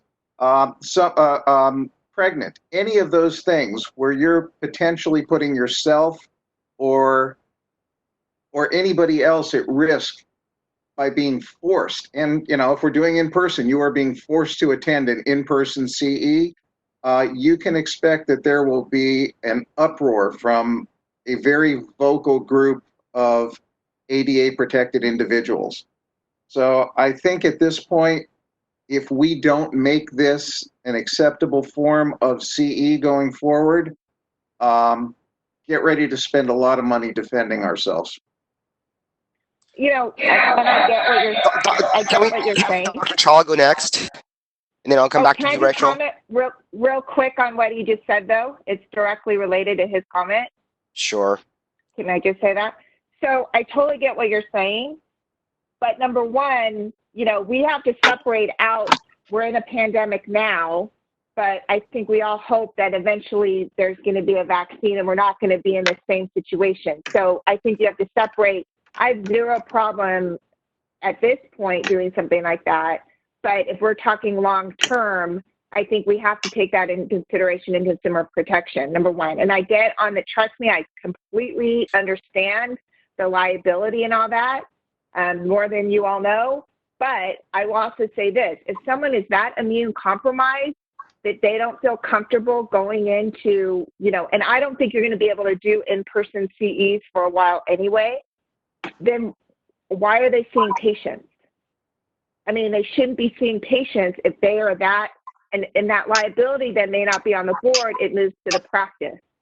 So while I get what you're saying, I just think that we need to separate this out. I think we're in a period of time right now where absolutely we have to do everything we can within the parameters that we're working with.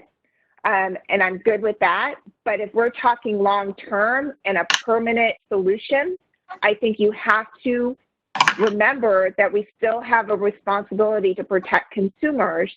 And I'm not convinced yet that we are at a point where we can turn everything over to just online CE.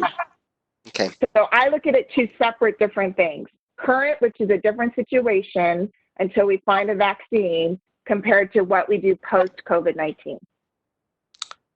Okay, Dr. Chawla? Okay, so I'm going to address several comments that were made.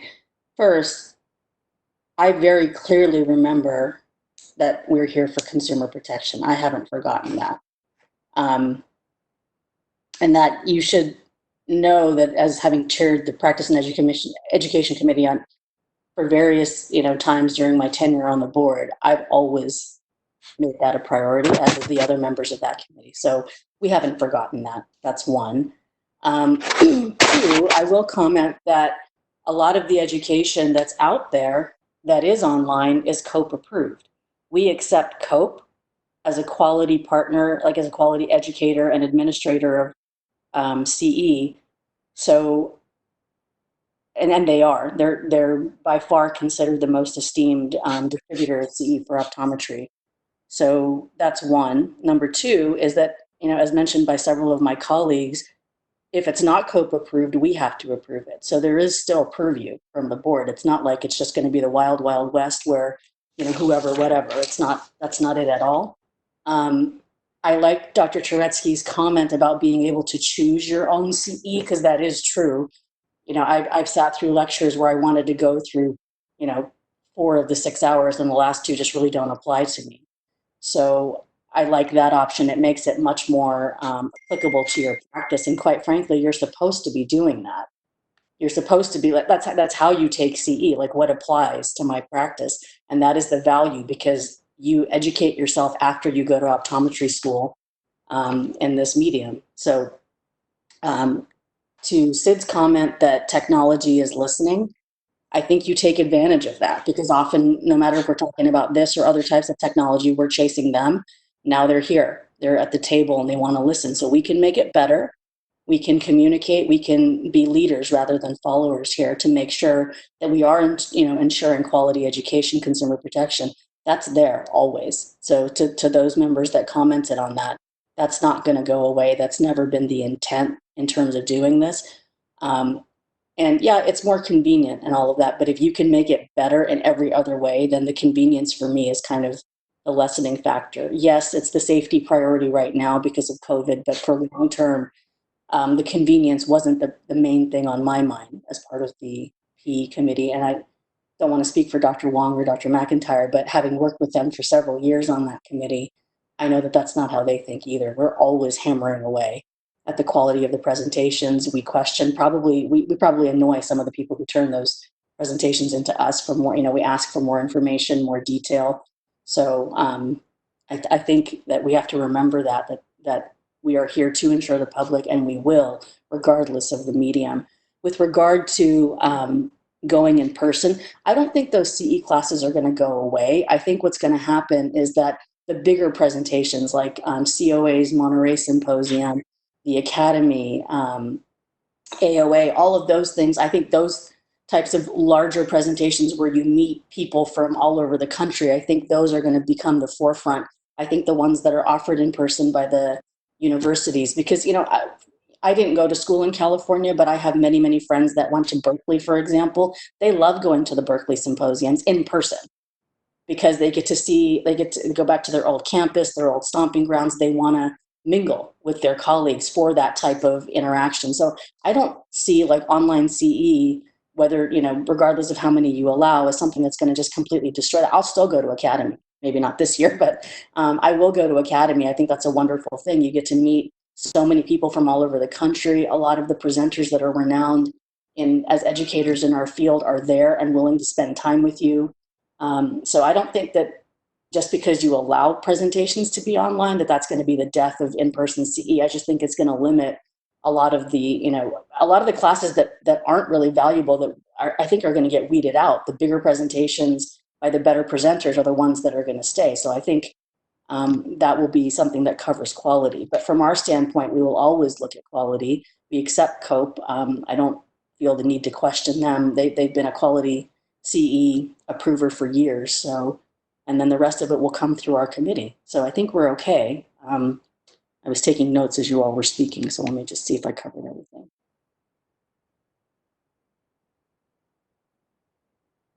I mean, the same comment about, I forgot if it was Dr. Kawaguchi or Rachel mentioned about younger providers, or maybe it was Ms. Sperber, about going to in-person. I think they still will, because I think they see the value. Like I said, I still see value in in-person CE too. And this wasn't an attempt to just eliminate that. I think that the bigger conferences will be very much active. I also think a lot of like what Lagos and so I live in LA, so the LA part of COA, they do very nice presentations as well. They're very high quality, and I love going so I can talk to my friends who I don't get to see that often, and so I think that those things will remain.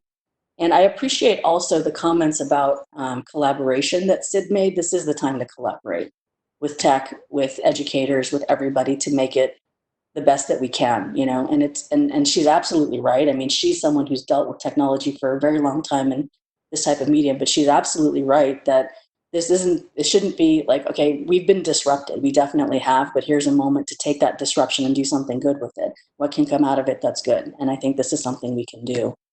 So those are my comments regarding what everyone else has said. And just hopefully to assure the members who are concerned about quality, that's always paramount in my mind. And I think the education committee, who we currently have, it's there. It's been on everybody's mind. As long as I've been on the board, it's been there. So do understand that we haven't forgotten the quality piece, and it's the primary thing we look at. So. Mr. President? Member Brand, yes, Cheryl. I just wanted to make sure that you were aware that both Member Brandvine and Member Michelin had their hands raised. All right. So this is my plan. I'm happy to hear board comments. We'll have lunch after this item. We have 66 attendees. If each of them speak, that's going to be a lot of time. So just keep that in mind, everyone. Member Randvine, it's your turn. Just real briefly. Unfortunately, schools were completely caught off guard with the work from home declarations that moved throughout the world, shifting kids literally home within days, if not sooner. And schools had limited time to respond and react, and now they're catching up. So hopefully, going forward, we're in essence, if we choose to adopt a blended approach to physical in person and virtual in person, we are putting the universities, the education providers, et cetera, on notice, giving them ample time to pull together a quality experience with enough lead and preparation time. Thank you. Member Michelin, are you still in the queue? Oh. Yeah. First of all, I just want to clarify. I don't have a problem. I don't think we're lessening in terms of the Practice and Education Committee and their commitment to consumer protection and all of that. I just know from, I think especially now, I just want to make sure that people who take online courses are being held accountable to ensure that they're taking an online course, i.e., when we have to take, I think it's a sexual harassment training or whatever, it logs you. So you have to answer things throughout. So you can't be not paying attention to what's going on and just run through it without being held accountable for putting in the time required for the CE credits. So I'm just saying that as much as I support technology, and trust me, I do, when you're dealing with consumer protection, we really need to be careful that we don't use, don't ever let a good crisis go to waste. But when you have a crisis like we're in, we also have to be very careful that we don't do things that are going to put down the road consumers at risk. That's it. That's all I have to say.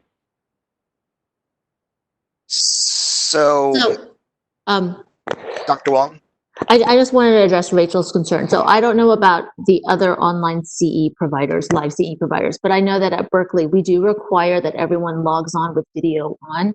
And there is someone who constantly scrolls through the gallery to confirm, that our students and whoever else is logged on watching the CE is present. I mean, can you guarantee that everyone's, listening at 100%? No, but you can't guarantee that when it's an in-person live CE either.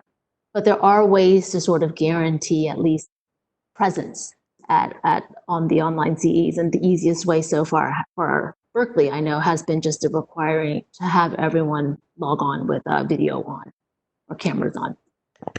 So if there's no objection from the members of the board, I'd like to turn to public comment. Members of the public, you've heard this extensive discussion by the board members and the views of each of the board members. I remember from my days in city council that it's important to count noses. And as you address your comments, remember, you don't have to convince all 10 of us. You need to just convince a majority of us. So just keep that in mind as you make your comments and yeah. All right, moderator, do you want to open up for public comment?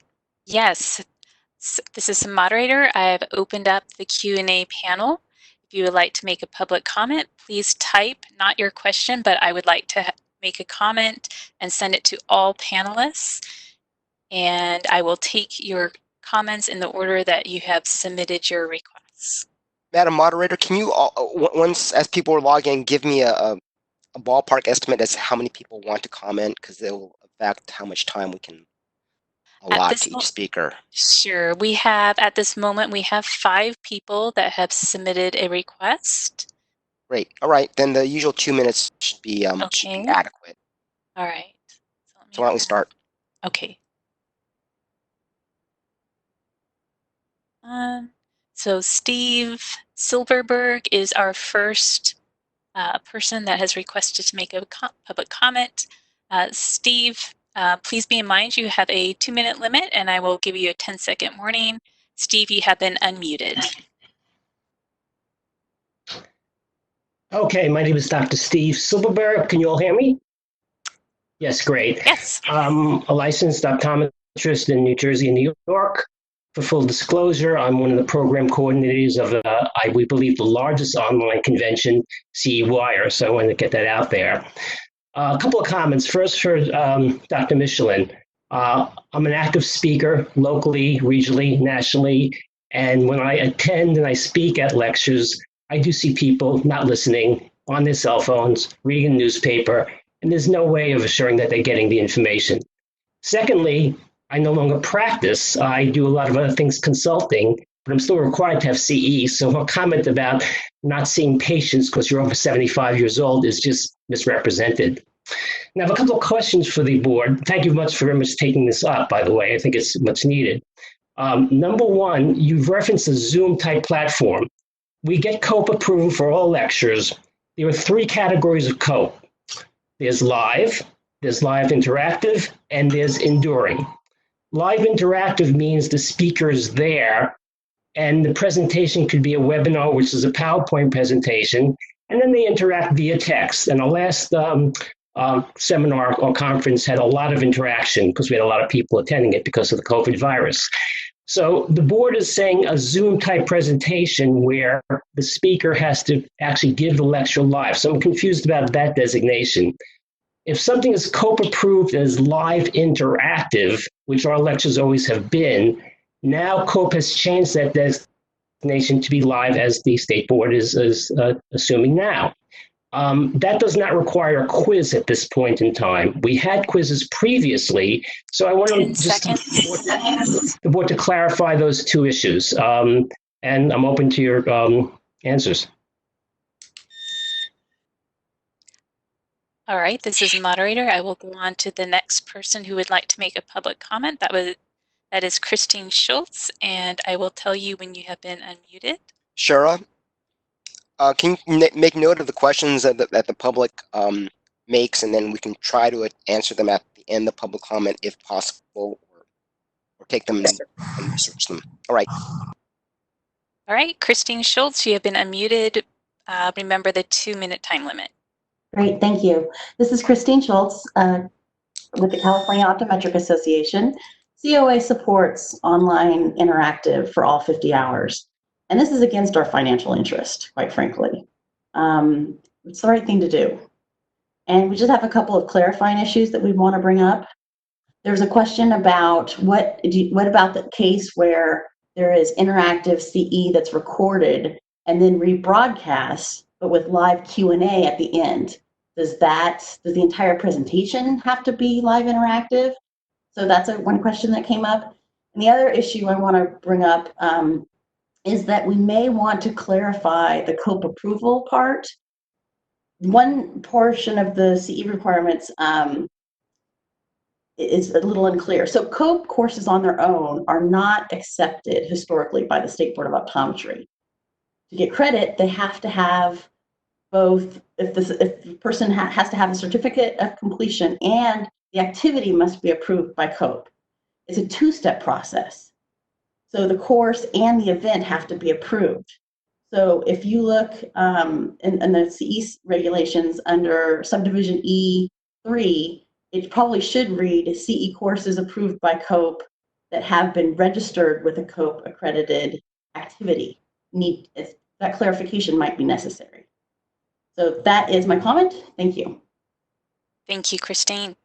All right, moving on to the next person who has indicated they would like to make a public comment. That is Susie Yu. So I will tell you when you have been unmuted. Susie Yu, you have been unmuted. Thank you. Thank you for the opportunity to comment. I'm the Director of Business Strategy and Operation Support at Kaiser Permanente in Southern California, and former member of this board, former member of the ARBO Board of Directors, former chair of the COPE Committee, and currently a member of the Board of Directors of NBEO. I applaud the board's discussion on the quality of continuing education, and to echo points made by board members Brandvin, Dr. Strela, and Turetsky, the format and method of delivery of educational content becomes less critical if the appropriate standards are in place to ensure quality and to measure outcomes of the educational activity. The accreditation criteria for CE are ideally based on standards that support improvement in knowledge, performance, and patient outcomes beyond just a cursory review of, presenter slides and background. The criteria for CE accreditation in medicine, nursing, pharmacy, and optometry nationally via COPE include three key elements that are based on adult learning theory. The first, educational purpose, so it's based on knowledge gaps, like is this content interesting and applicable to my practice? The second is educational planning, so managing to make sure the content is free from commercial bias and financial interests that may be counter to the educational content. And in this section also, selection of the educational format. So the format should drive the desired outcomes that are a result of this educational activity. And thirdly, the educational assessment. So some analysis and learning and plans for improvement. Was the learning even effective for the attendees? So I encourage the board to consider updating CE regulation to adopt professional accreditation standards for CE, focusing more on quality and outcomes and less on delivery format. Thank you. All right, and we will go to our next public comment, which is from Steve Faith. Steve Faith, I will let you know when you have been unmuted. Steve, you have been unmuted. You have 2 minutes. Well, I'll make this brief. Two questions. On page 105 of your proposal, you're talking about making the 45-day prior registration period 90 days. I'm not sure exactly why that would be necessary, so maybe somebody can address that.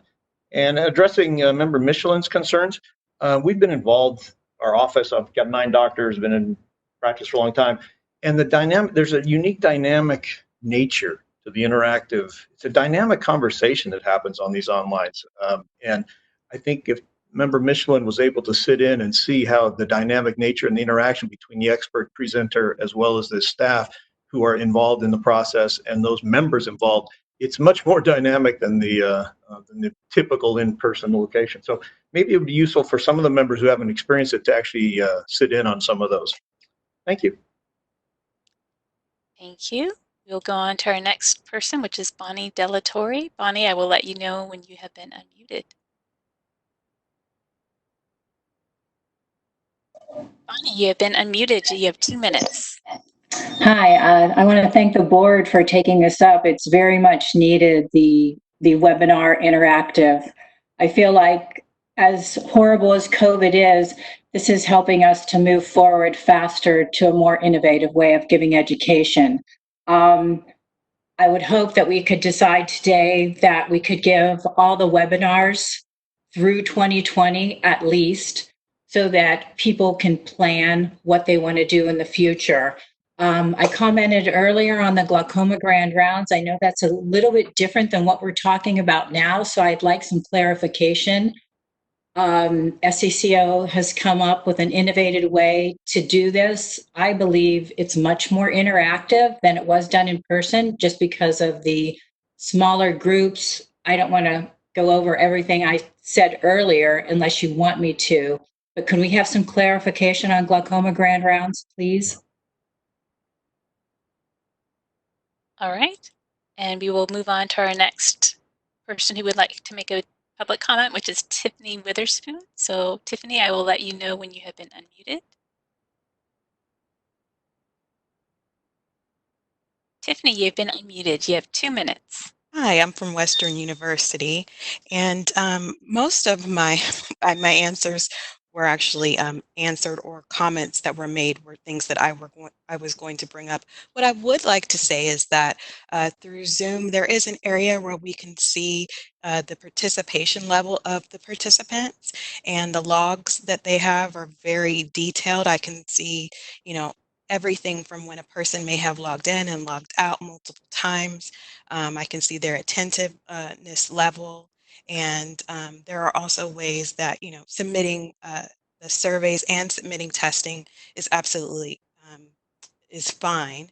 But one of my comments to make specifically would be when we do have live CE, it seems as though unless I remove the access to the internet, that people are very distracted and either using their laptops to communicate with their office or do personal things or to use their telephones. So I don't think that the attentiveness level necessarily changes because you're at a live continuing education course. Those who are passionate about topics and are passionate about what they're learning will remain that way. And those who just come to get, their certification or to get things for licensure, they do with the information as they like.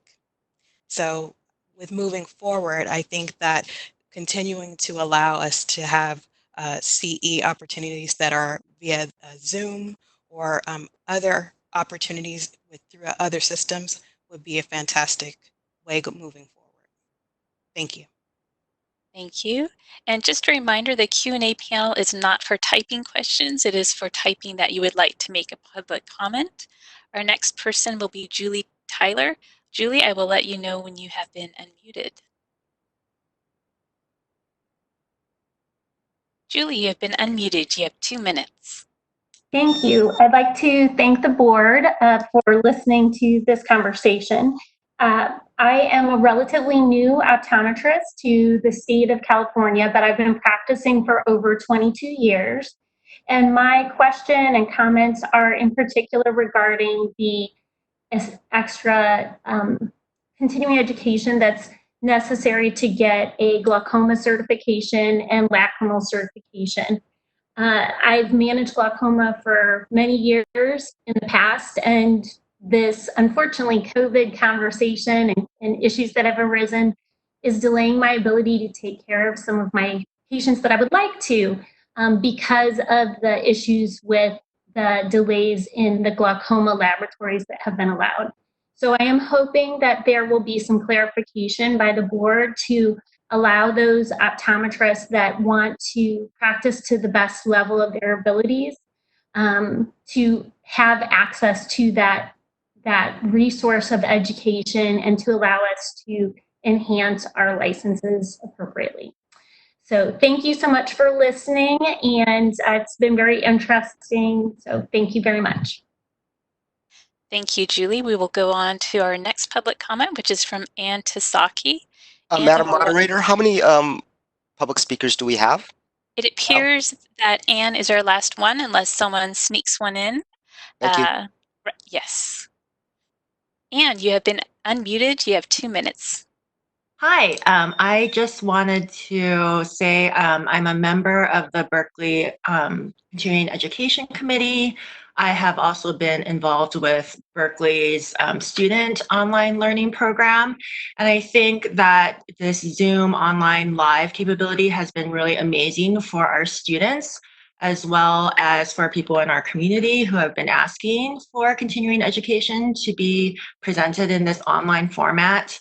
I think Zoom has been an amazing platform because not only, like Tiffany mentioned, are we able to monitor when students and members of the public log in and log out and what their attentiveness is, but it also allows us to be interactive in terms of like the chat function, as well as an online poll system. So during the lecture, to make sure the students are engaged, we're able to poll our students and just help keep them engaged. So I think overall, this has been a really fantastic option for our students and for members of the public. And I'm glad that you guys are considering continuing this moving forward after the pandemic.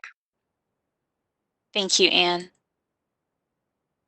And Board President, that is the end of public comments. Would you like me to close the Q&A panel?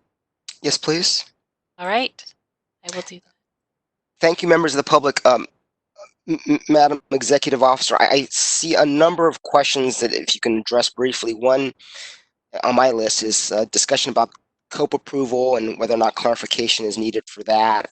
We had a question about interactive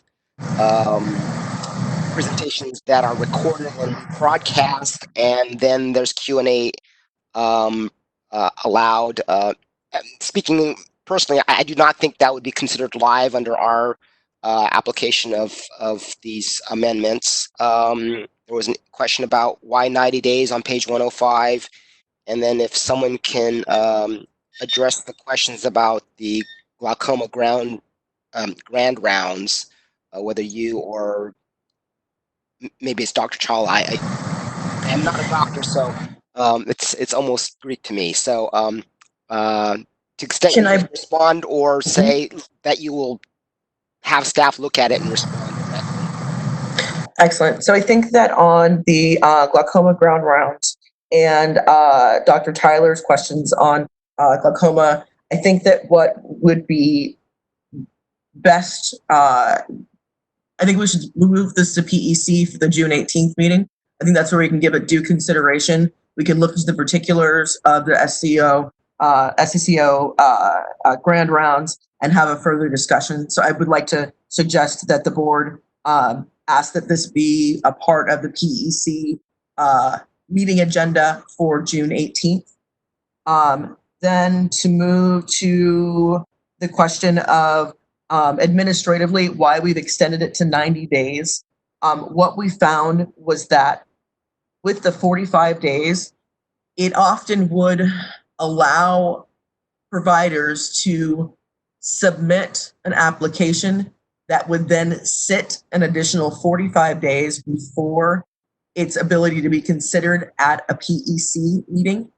So we've increased the 90 days so as to sync up the submissions with the upcoming PEC meetings, so that we don't have applications that are submitted a day after a PEC meeting that then will sit for 3 months because it doesn't have an opportunity to be addressed. That's the intention of the 90 days rather than 45. And then I think that there is discussion to be had around the taped with Q&A. I believe that in the discussions I've had with members that we did not consider, members did not consider that live and participatory. So I think that there could be discussion around that point, and then we could move to some of the other questions.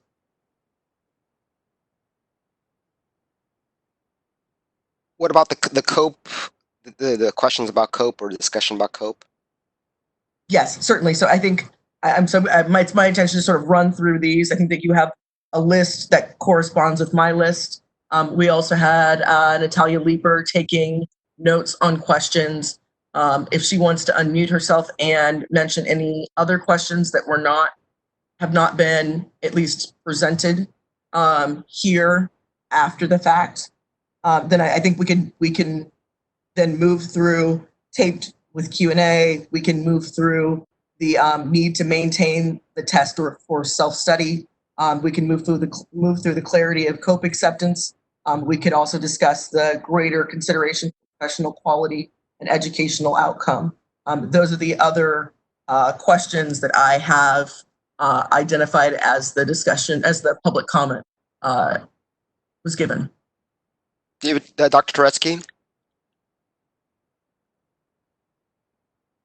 Trying to find my unmute button.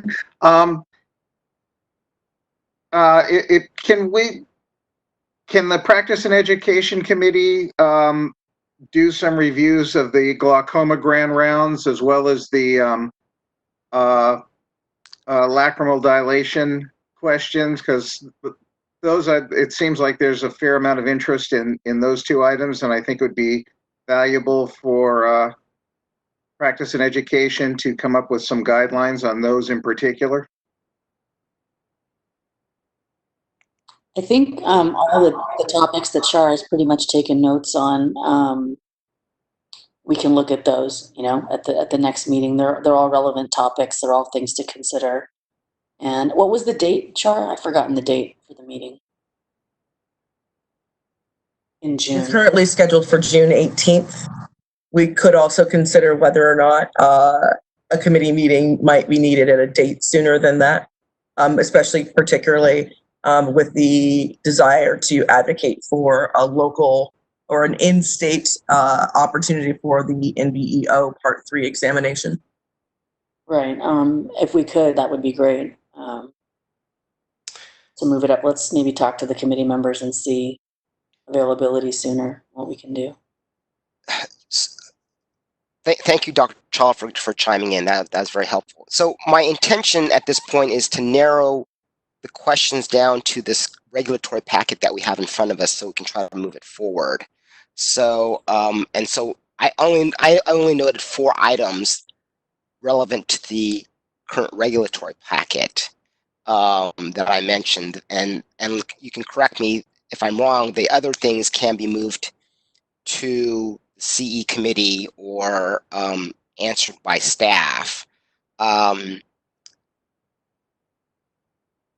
So do we need to amend this current regulatory package to address the COPE issue raised by the public? I think that's particularly the way in which we state that COPE is accepted. If there needs to be recognition of the 2-step process. But I would ask if representatives, I believe that Ms. Schultz spoke about the process. It's my understanding that the COPE certificate cannot be produced and given to an attendee until after first there is the acceptance of the course and then the activity of the course. So I think that with the need for a licensee to produce that certificate of completion, we ensure that the COPE approval has gone through both the acceptance of the course and the activity. But perhaps we could ask Ms. Schultz to comment on that. Sure, Ms. Schultz, are you still on the line?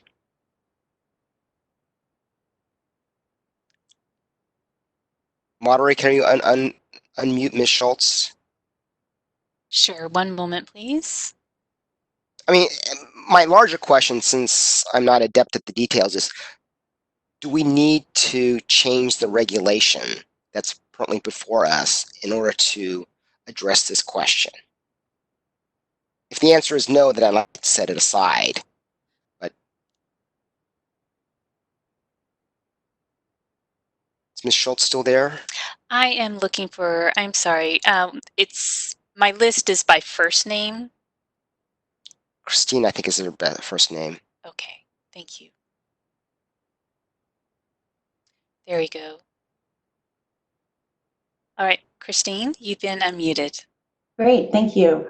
I don't know the answer to that. I was told that there is a lot of confusion around this. So I'm not sure if you need to make a regulatory change or if in the materials that you provide to the licensees, it's just made clear that that's what's required. I just wanted to make sure I brought it up since we're going through this. And I apologize for bringing it up so late. Normally I would let you know, Shara, beforehand, but I just learned about this yesterday, along with my other comments. So thank you. Yes. I just have a quick question. This is Dr. Chawla. Is Susie you still there? Moderator, can you unmute Susie Yu, please? I don't know if she's still on the call. Sure, let me check on that. She is, so Susie, you have been unmuted. Susie, I have a question for you. The people who are doing, hello, by the way. The people who are doing the COPE presentations, they have to certify their courses with COPE, right? They have to go through the process, and then that's how they get a COPE ID. Is it? Yeah. And then the presenters are allowed to give those presentations. Is that not correct? Or do you also have to do a secondary? I guess that's what the question is. That's what we're wondering. Yeah, Christine Schultz is correct. If you look at the andragogy or the educational, the theory behind how education is provided, Right. the activity has to be registered with COPE in addition to the course. So the activity is planned based on knowledge gaps in the community. Nowadays, everybody needs to know about COPE. Therefore, courses are tailored and the activity is tailored with the right educational and delivery format in order to meet those outcomes. So- And that would be the full accreditation program. Okay, so the activity, so if I'm giving, let's say I'm doing a lecture series, I can get people who have co-presentations, but I have to register my event Correct. also, right? Okay. Includes the documentation for this accreditation process. Okay, thank you. All right, so it's 12:53. I imagine there's probably going to be another 20 minutes to a half hour further discussion on this regulation. Do the board members want to continue or take a break for lunch at this point? Hearing nothing, I take that as we're going to finish this item and then take lunch. Okay. So Shara, where were we?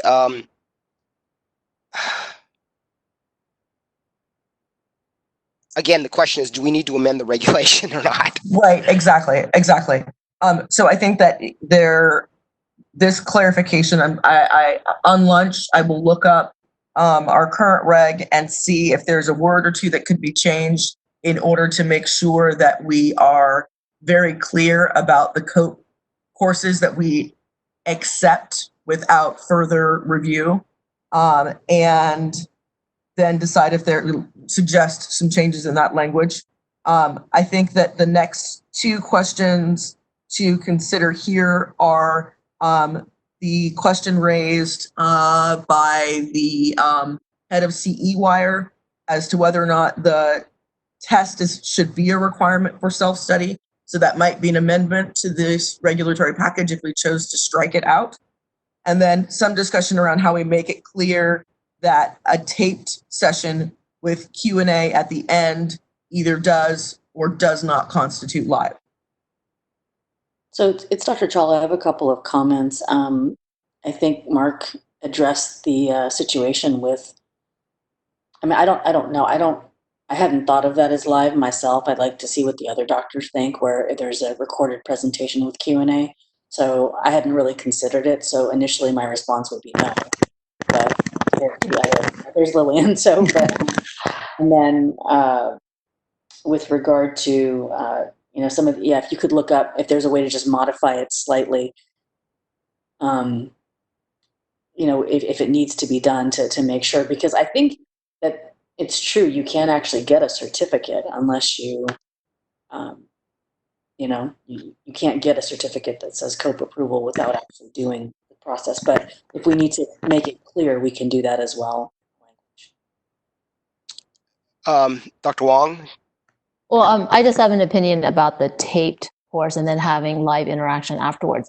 I think one of the benefits when you sit in on the current online live CEs is the ability to have interaction during the talk, because there's constant chat questions coming up.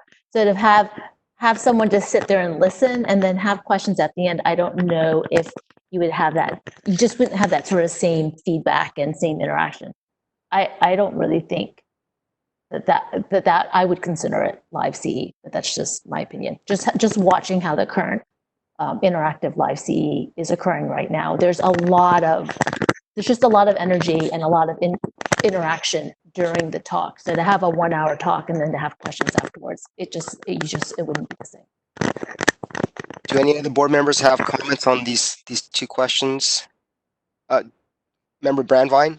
+1 to Dr. Wong. Okay. I agree with Dr. Wong too. I think we're taking a big step about this online. I'm not ready to kind of start whittling it down. Dr. Turecki? Mr. President, also want to let you know that Dr. Kawaguchi has raised his hand to make a comment as well. Okay, sorry. Dr. Turecki, then Dr. Kawaguchi, please. There have been, VSP has had an ongoing, reoccurring diabetic optometric practice live CE. And it's been a recorded CE, but the presenters are available the entire time that the recording is going on. So there is live chatting going on while things are being presented. So it's a recorded presentation, but the but the presenters, the instructors, are actually online. So it's not at the end of the presentation, it's throughout the presentation. And there's a live chat room which is open and anybody can jump in and ask questions and they're answered in real time. So it's a recorded presentation, but with real-time participation. Dr. So I think oh, I'm sorry. Just, is it all right if I just respond to that very quickly? Just to give context. Sure, I think we might want to think about the ways in which the presenter will be able to track attendance and determine participation or interaction throughout the content of the session. And that might help us to decide how we think this taped with Q&A might fit in to the scheme that we're looking at. Doesn't preclude having, you know, Zoom with screens open and being able to monitor people that are there. I mean, if I was sleeping right now, you'd know it. Dr. Kawaguchi? Thanks. So having heard from 4 fairly large CE providers, the 3 optometry schools in California, as well as the COA, who are not discussing any objections to these broad changes, I'm open to the changes. There were a couple comments that I wanted to highlight because I'm not sure that we're covered for these things. And the last 2 comments from Shara and Dr. Turetsky actually brought this back up again, which is the 3 schools, I believe at least 2 of them mentioned how they're using Zoom to ensure engagement. And we've never addressed that when it came to providing a CE. Historically, we've just relied more on the integrity of the providers that are taking the CE. So that was an interesting question that popped into my head. The second thing relates to, Sid had mentioned earlier, the verbiage being very important. Dr. Turetsky just gave a new example of a new format that may or may not be clearly addressed in the proposed new regulations. And so one of the comments that I wanted to make is we need to be very careful that if we are going to make these changes to the regulations, that they're future-proofed. So that way, as things continue to evolve, as education and the way it's delivered continue to evolve, that we give some latitude to allow for that without it being ambiguous yet again. So I'm not sure that the current proposed regulations are allowing for that future proofing right now. As an example, under C1, section C1 of the current proposed regulations, we're mentioning technologies that honestly are already almost obsolete, like CD-ROM played on the computer. I don't even have a CD-ROM player anymore. So I think that we need to scrutinize the proposed regulation as well to make sure that it's future-proofed as best that we can do.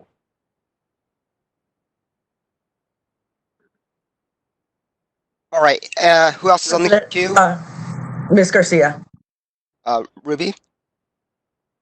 Exactly to what Dr. Kawaguchi commented, we've got to be open for future changes, future platforms. We know, I know that Zoom never existed years ago and now it's here. And we do have to make this, if we are going to go forward, to add some flexibility to allow new platforms and also test those platforms. Are they meeting what the regulation is saying?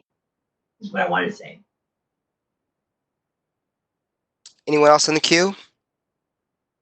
Sid? Mark, I'm sorry, Sid, go ahead. You can go first. I'll go after. For sure.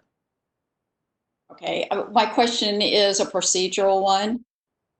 Is there something that we can take care of now to unblock the short term and then take a more thoughtful second look at the language here and or turn it back to committee to truly scrutinize moving a committee or 2 meeting up? Because it's likely practice in education and it may be leg and reg, so that we can reread this thing. If I may, President Moragami. Sure. So we have to remember that this is a proposed regulatory package. Our current enacted regulation does not limit these interactive participatory CE courses from being or to be only within the alternative method of fulfillment. So our current regulations, those in law accepted by the Office of Administrative Law, are broader than the proposed package that was approved in February. So we can continue to discuss this at committee meetings because this is simply a proposed package that we have begun moving through to have discussion from regulatory counsel and legal appointed counsel for the board. But it is not, in any way, it doesn't have to move forward as we had intended today. We can move this back to committee.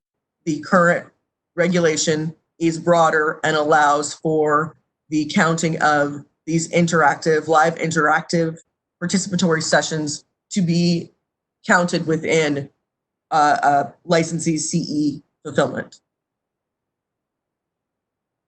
Dr. Chawla? Okay, so that's one of the comments I was going to make, is it's just not going to impact our immediate concern about letting our licensees get their credit because they already can using Zoom. Number two, about Glenn's comment, it's funny that you mentioned CD-ROMs. I made the exact same comment when we discussed this. I think the reason that board staff wanted to put it in, we were trying to look at all possible licensees that were out there. And ask, because it's like, then people ask, well, what about this medium? What about that medium? So yes, I also don't have a CD-ROM, but it's there for our more senior colleagues that may. So, but that's fine. I mean, I think that it doesn't hurt to take a second look at it to just make sure that we have considered things for the future. I don't mind doing that. So happy to take it back to committee and review, since our immediate concerns about letting our colleagues get their licenses renewed has been addressed with the current language that's in place. Any other comments by members of the board? I mean, I will say as president in trying to move things through the agenda, I would hope we could get this passed. I mean, I hear the board. I hear the majority of the board, and so I'm fine with sending this back to committee. Before the comments by the recent comments by the members, I was going to propose that we take the lunch break for Shara to see if there were amendment language that she could add over the break to put it in shape to move forward for a vote. I have located that. Wait. And my final comment is nothing we passed will be future-proof, because there will be new technology that we've never thought of, regardless of how smart we are. The fix is you have a provision that says, and any other technology that the Board of Optometry chooses to adopt as adequate, or give the discretion to the CE committee to approve those other technologies. We can't think of everything. So. But I am willing to go with the will of the board. If you want to send it back to committee, that's fine. If you want Shara to think on amendments that she can propose over the break so we can vote after the break, that's fine. Tell me what you think. Why don't we let Shara try it and see what she comes up with? I mean, I don't want to pressure her into the next 30 minutes. If she can, fine. But if it's a matter of just changing a little bit of language, that's fine too. Either way, I think, but. I think that we can easily make that change. So I want to direct folks to 1536, section E, number 3. So E says continuing optometric education programs, which are approved as meeting the required standards of the board, include discussion of our optometry schools, discussion of larger other organizations. 3 is continuing optometric education courses approved by the Association of Regulatory Boards of Optometry Committee, known as COPE. I think that we could simply change education courses to education activities approved by the association, and that ensures that the activity has been approved. I got a comment offline just that there had been an anecdotal story of folks taking what had been approved course content from the COPE website, but not having actual approval of their activity. So the presentation that they give and their credentials to give that presentation. So I think that we could clarify that it's a educational activity approved by the Association of Regulatory Boards of Optometry Committee, known as COPE, and that might keep the situation, the anecdotal situation, from happening. All right, David, did you want to have a comment? I saw your hand raised. Yep, quick comment, or question actually. Shara, whatever, if something is decided today, or the Practice and Education Committee decides something, and we want to put it into effect, is that going to require? Can that just be done, or do we have to go through a regulation process, or do we have to go through statute to do that? We'll have to go through the regulation process, so it will need to come back to the full board, and then it will be submitted to DCA Council, and then it will be submitted to agency, and then it will be submitted to Office of Administrative Law. And I want to remind folks that within this regulatory package is the much sought after increase of online courses that are not participatory or interactive from 20 to 25 hours. So we're looking at year and a half? Correct. Dr. Kawaguchi, I think you raised your hand. Yeah, so a couple things. So we're discussing the interaction of RCE requirements as it relates to COPE, but the other area that nobody brought up is CME, so medical education. I think that we may need to also look at that to ensure that the regulatory changes that we're proposing will play well with CME as well. We already discussed earlier the need to address glaucoma ground rounds, and we know that we're in the whole situation with the pandemic. So I think that we're going to have another get-together anyway to make certain approvals.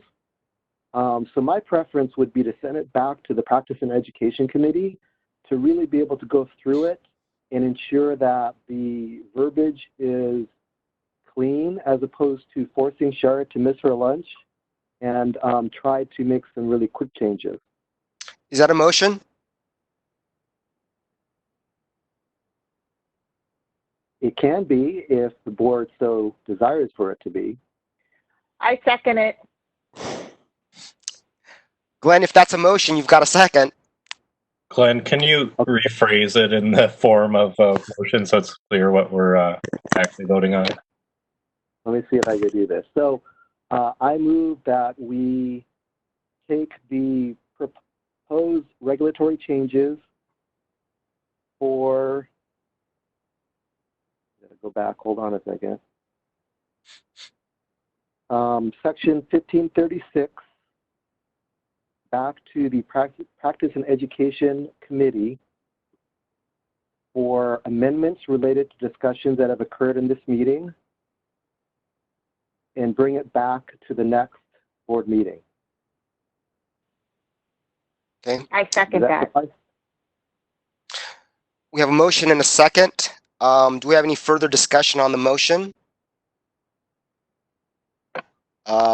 We want to, just to make sure, confer with Will, that we also want to make sure that there's public comment now that action has been, it will be before action is voted on by the board.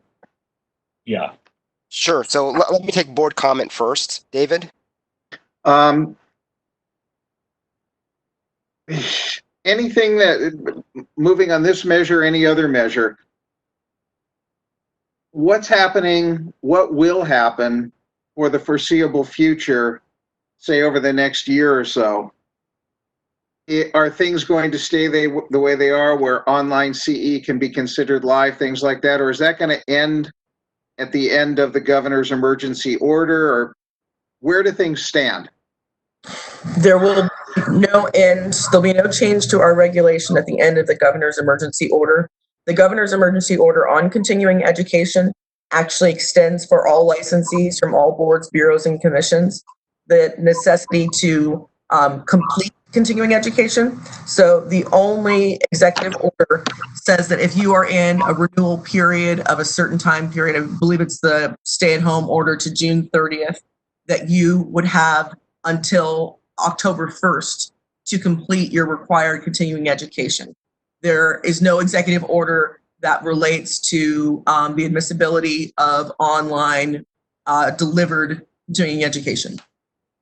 Okay, so my question then, let's say we're talking about February of next year, and there's still no vaccine, and COVID's still out there, and there's the governor's order. We're no longer dealing with the governor's order. Is that going to necessitate that people get 25 hours of live, or excuse me, 25 or 30, whatever it's going to be at that point, live hours of CE in person versus what's going on with live online CE? No. No, David. So that's the thing, is that whatever we currently have, regardless of whatever we're changing here, the whole point of getting the legal analysis on what self-study means was to first say, like, what is our current regulation? Our current, whatever is currently in law, actually allows us to use the Zoom platform. This is all just, or like not just Zoom, but any platform that's interactive. So we can do it anyway. This was just a means of getting more clarification and making it cleaner, to use Glenn's term, but just to make it more informative to the public, because there's so many questions as to what is it, what isn't. And so we were just trying to make it like more informative that yes, you can do that, because our current language doesn't. But whatever is currently in place, you can still do all the interactive programs. Given the current, we were just trying to make it more clear to people. Perfect. Thank you. Thanks, Madhu. Thanks, Cheryl. Any other comment by the board before we vote? Deborah? You're on mute. I think my video's been off this whole time. Yes. That's why you haven't seen my hand waving multiple times. Okay. This is regarding continuing education. Now, this is throwing a little bit of a curveball in regarding the glaucoma grand rounds. These are continuing education classes for purposes of certification.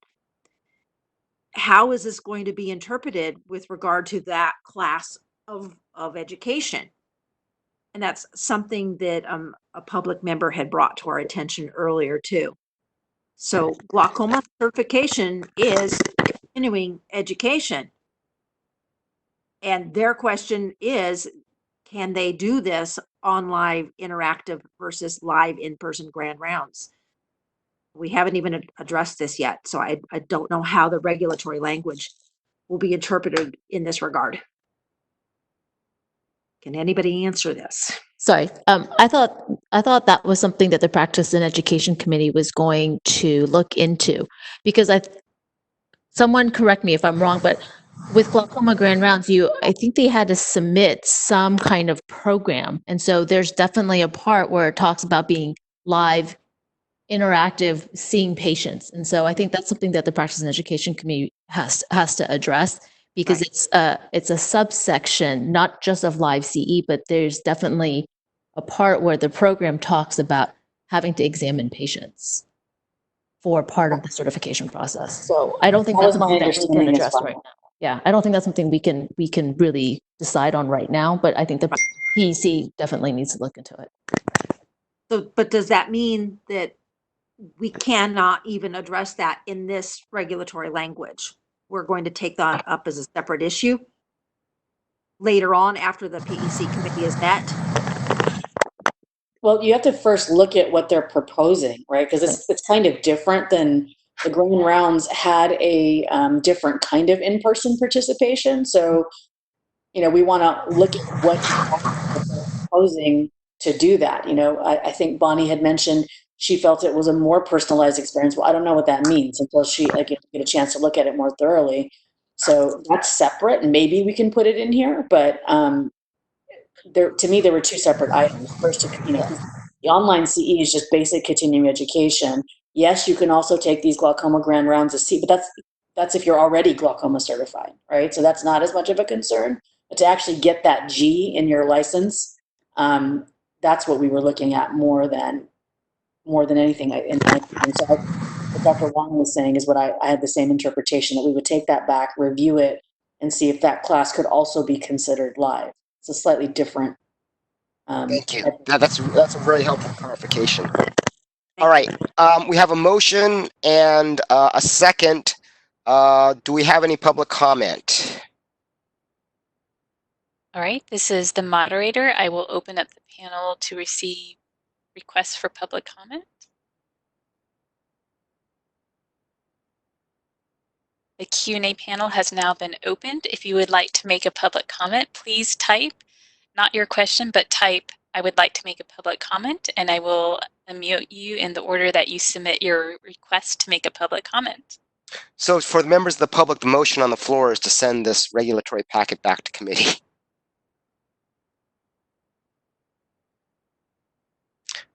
So do we have any public comment on this? We do not. Shall I close the Q&A panel? Yes, please. All right, I will do that. Thank you. All right, we have a motion and a second. I'm assuming there's no further comment by members of the board. I'd like to make a small amendment to my my motion, actually. Okay. I mentioned that we would ask the Practice and Education Committee to look at CE regulations as well as glaucoma grand rounds certification, and I failed to add lacrimal dilation and irrigation procedure to that, because like glaucoma grand rounds, I believe that there may be in the regulations currently necessity to do in-person procedures. So if they can also look at that, I'd like to add that to my motion. I thought your motion included everything that was raised by public comment and by members of the board. So I don't think you need to make that amendment. It would probably include my suggestion about looking at the authorship of scholarly articles as considered self-study. So, I got it. I have everything. I will look at everything. Right. So I thought you were, so because they, the last person who spoke mentioned the same thing about lacrimal irrigation. I will look at all of it. So I retract and I will stay with the original motion. Thank you. All right, let's have a vote. Deborah, do you mind taking a roll call?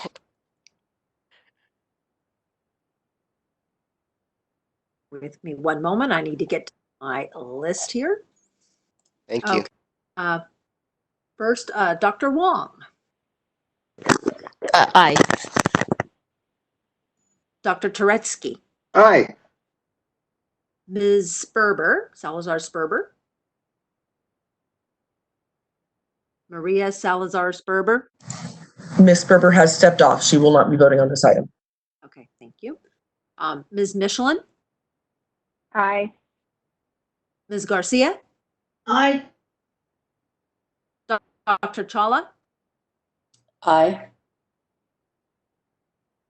Ms. Brandvine. Aye. And myself, Dr. McIntyre, aye. Dr. Calgucci. Aye. And Mr. Morodomi. Aye. Thank you. All right, so that ends item number 9. Why don't we take, what is the board's pleasure in terms of how long our lunch break should be? It's 1:22. 2 o'clock? Sure. 2 o'clock. We will reconvene at 2 o'clock on the dot. Do we stay online and just go off video and audio, or should we go off altogether and call back in? This is the moderator. Please just mute yourselves, and you can close your camera too.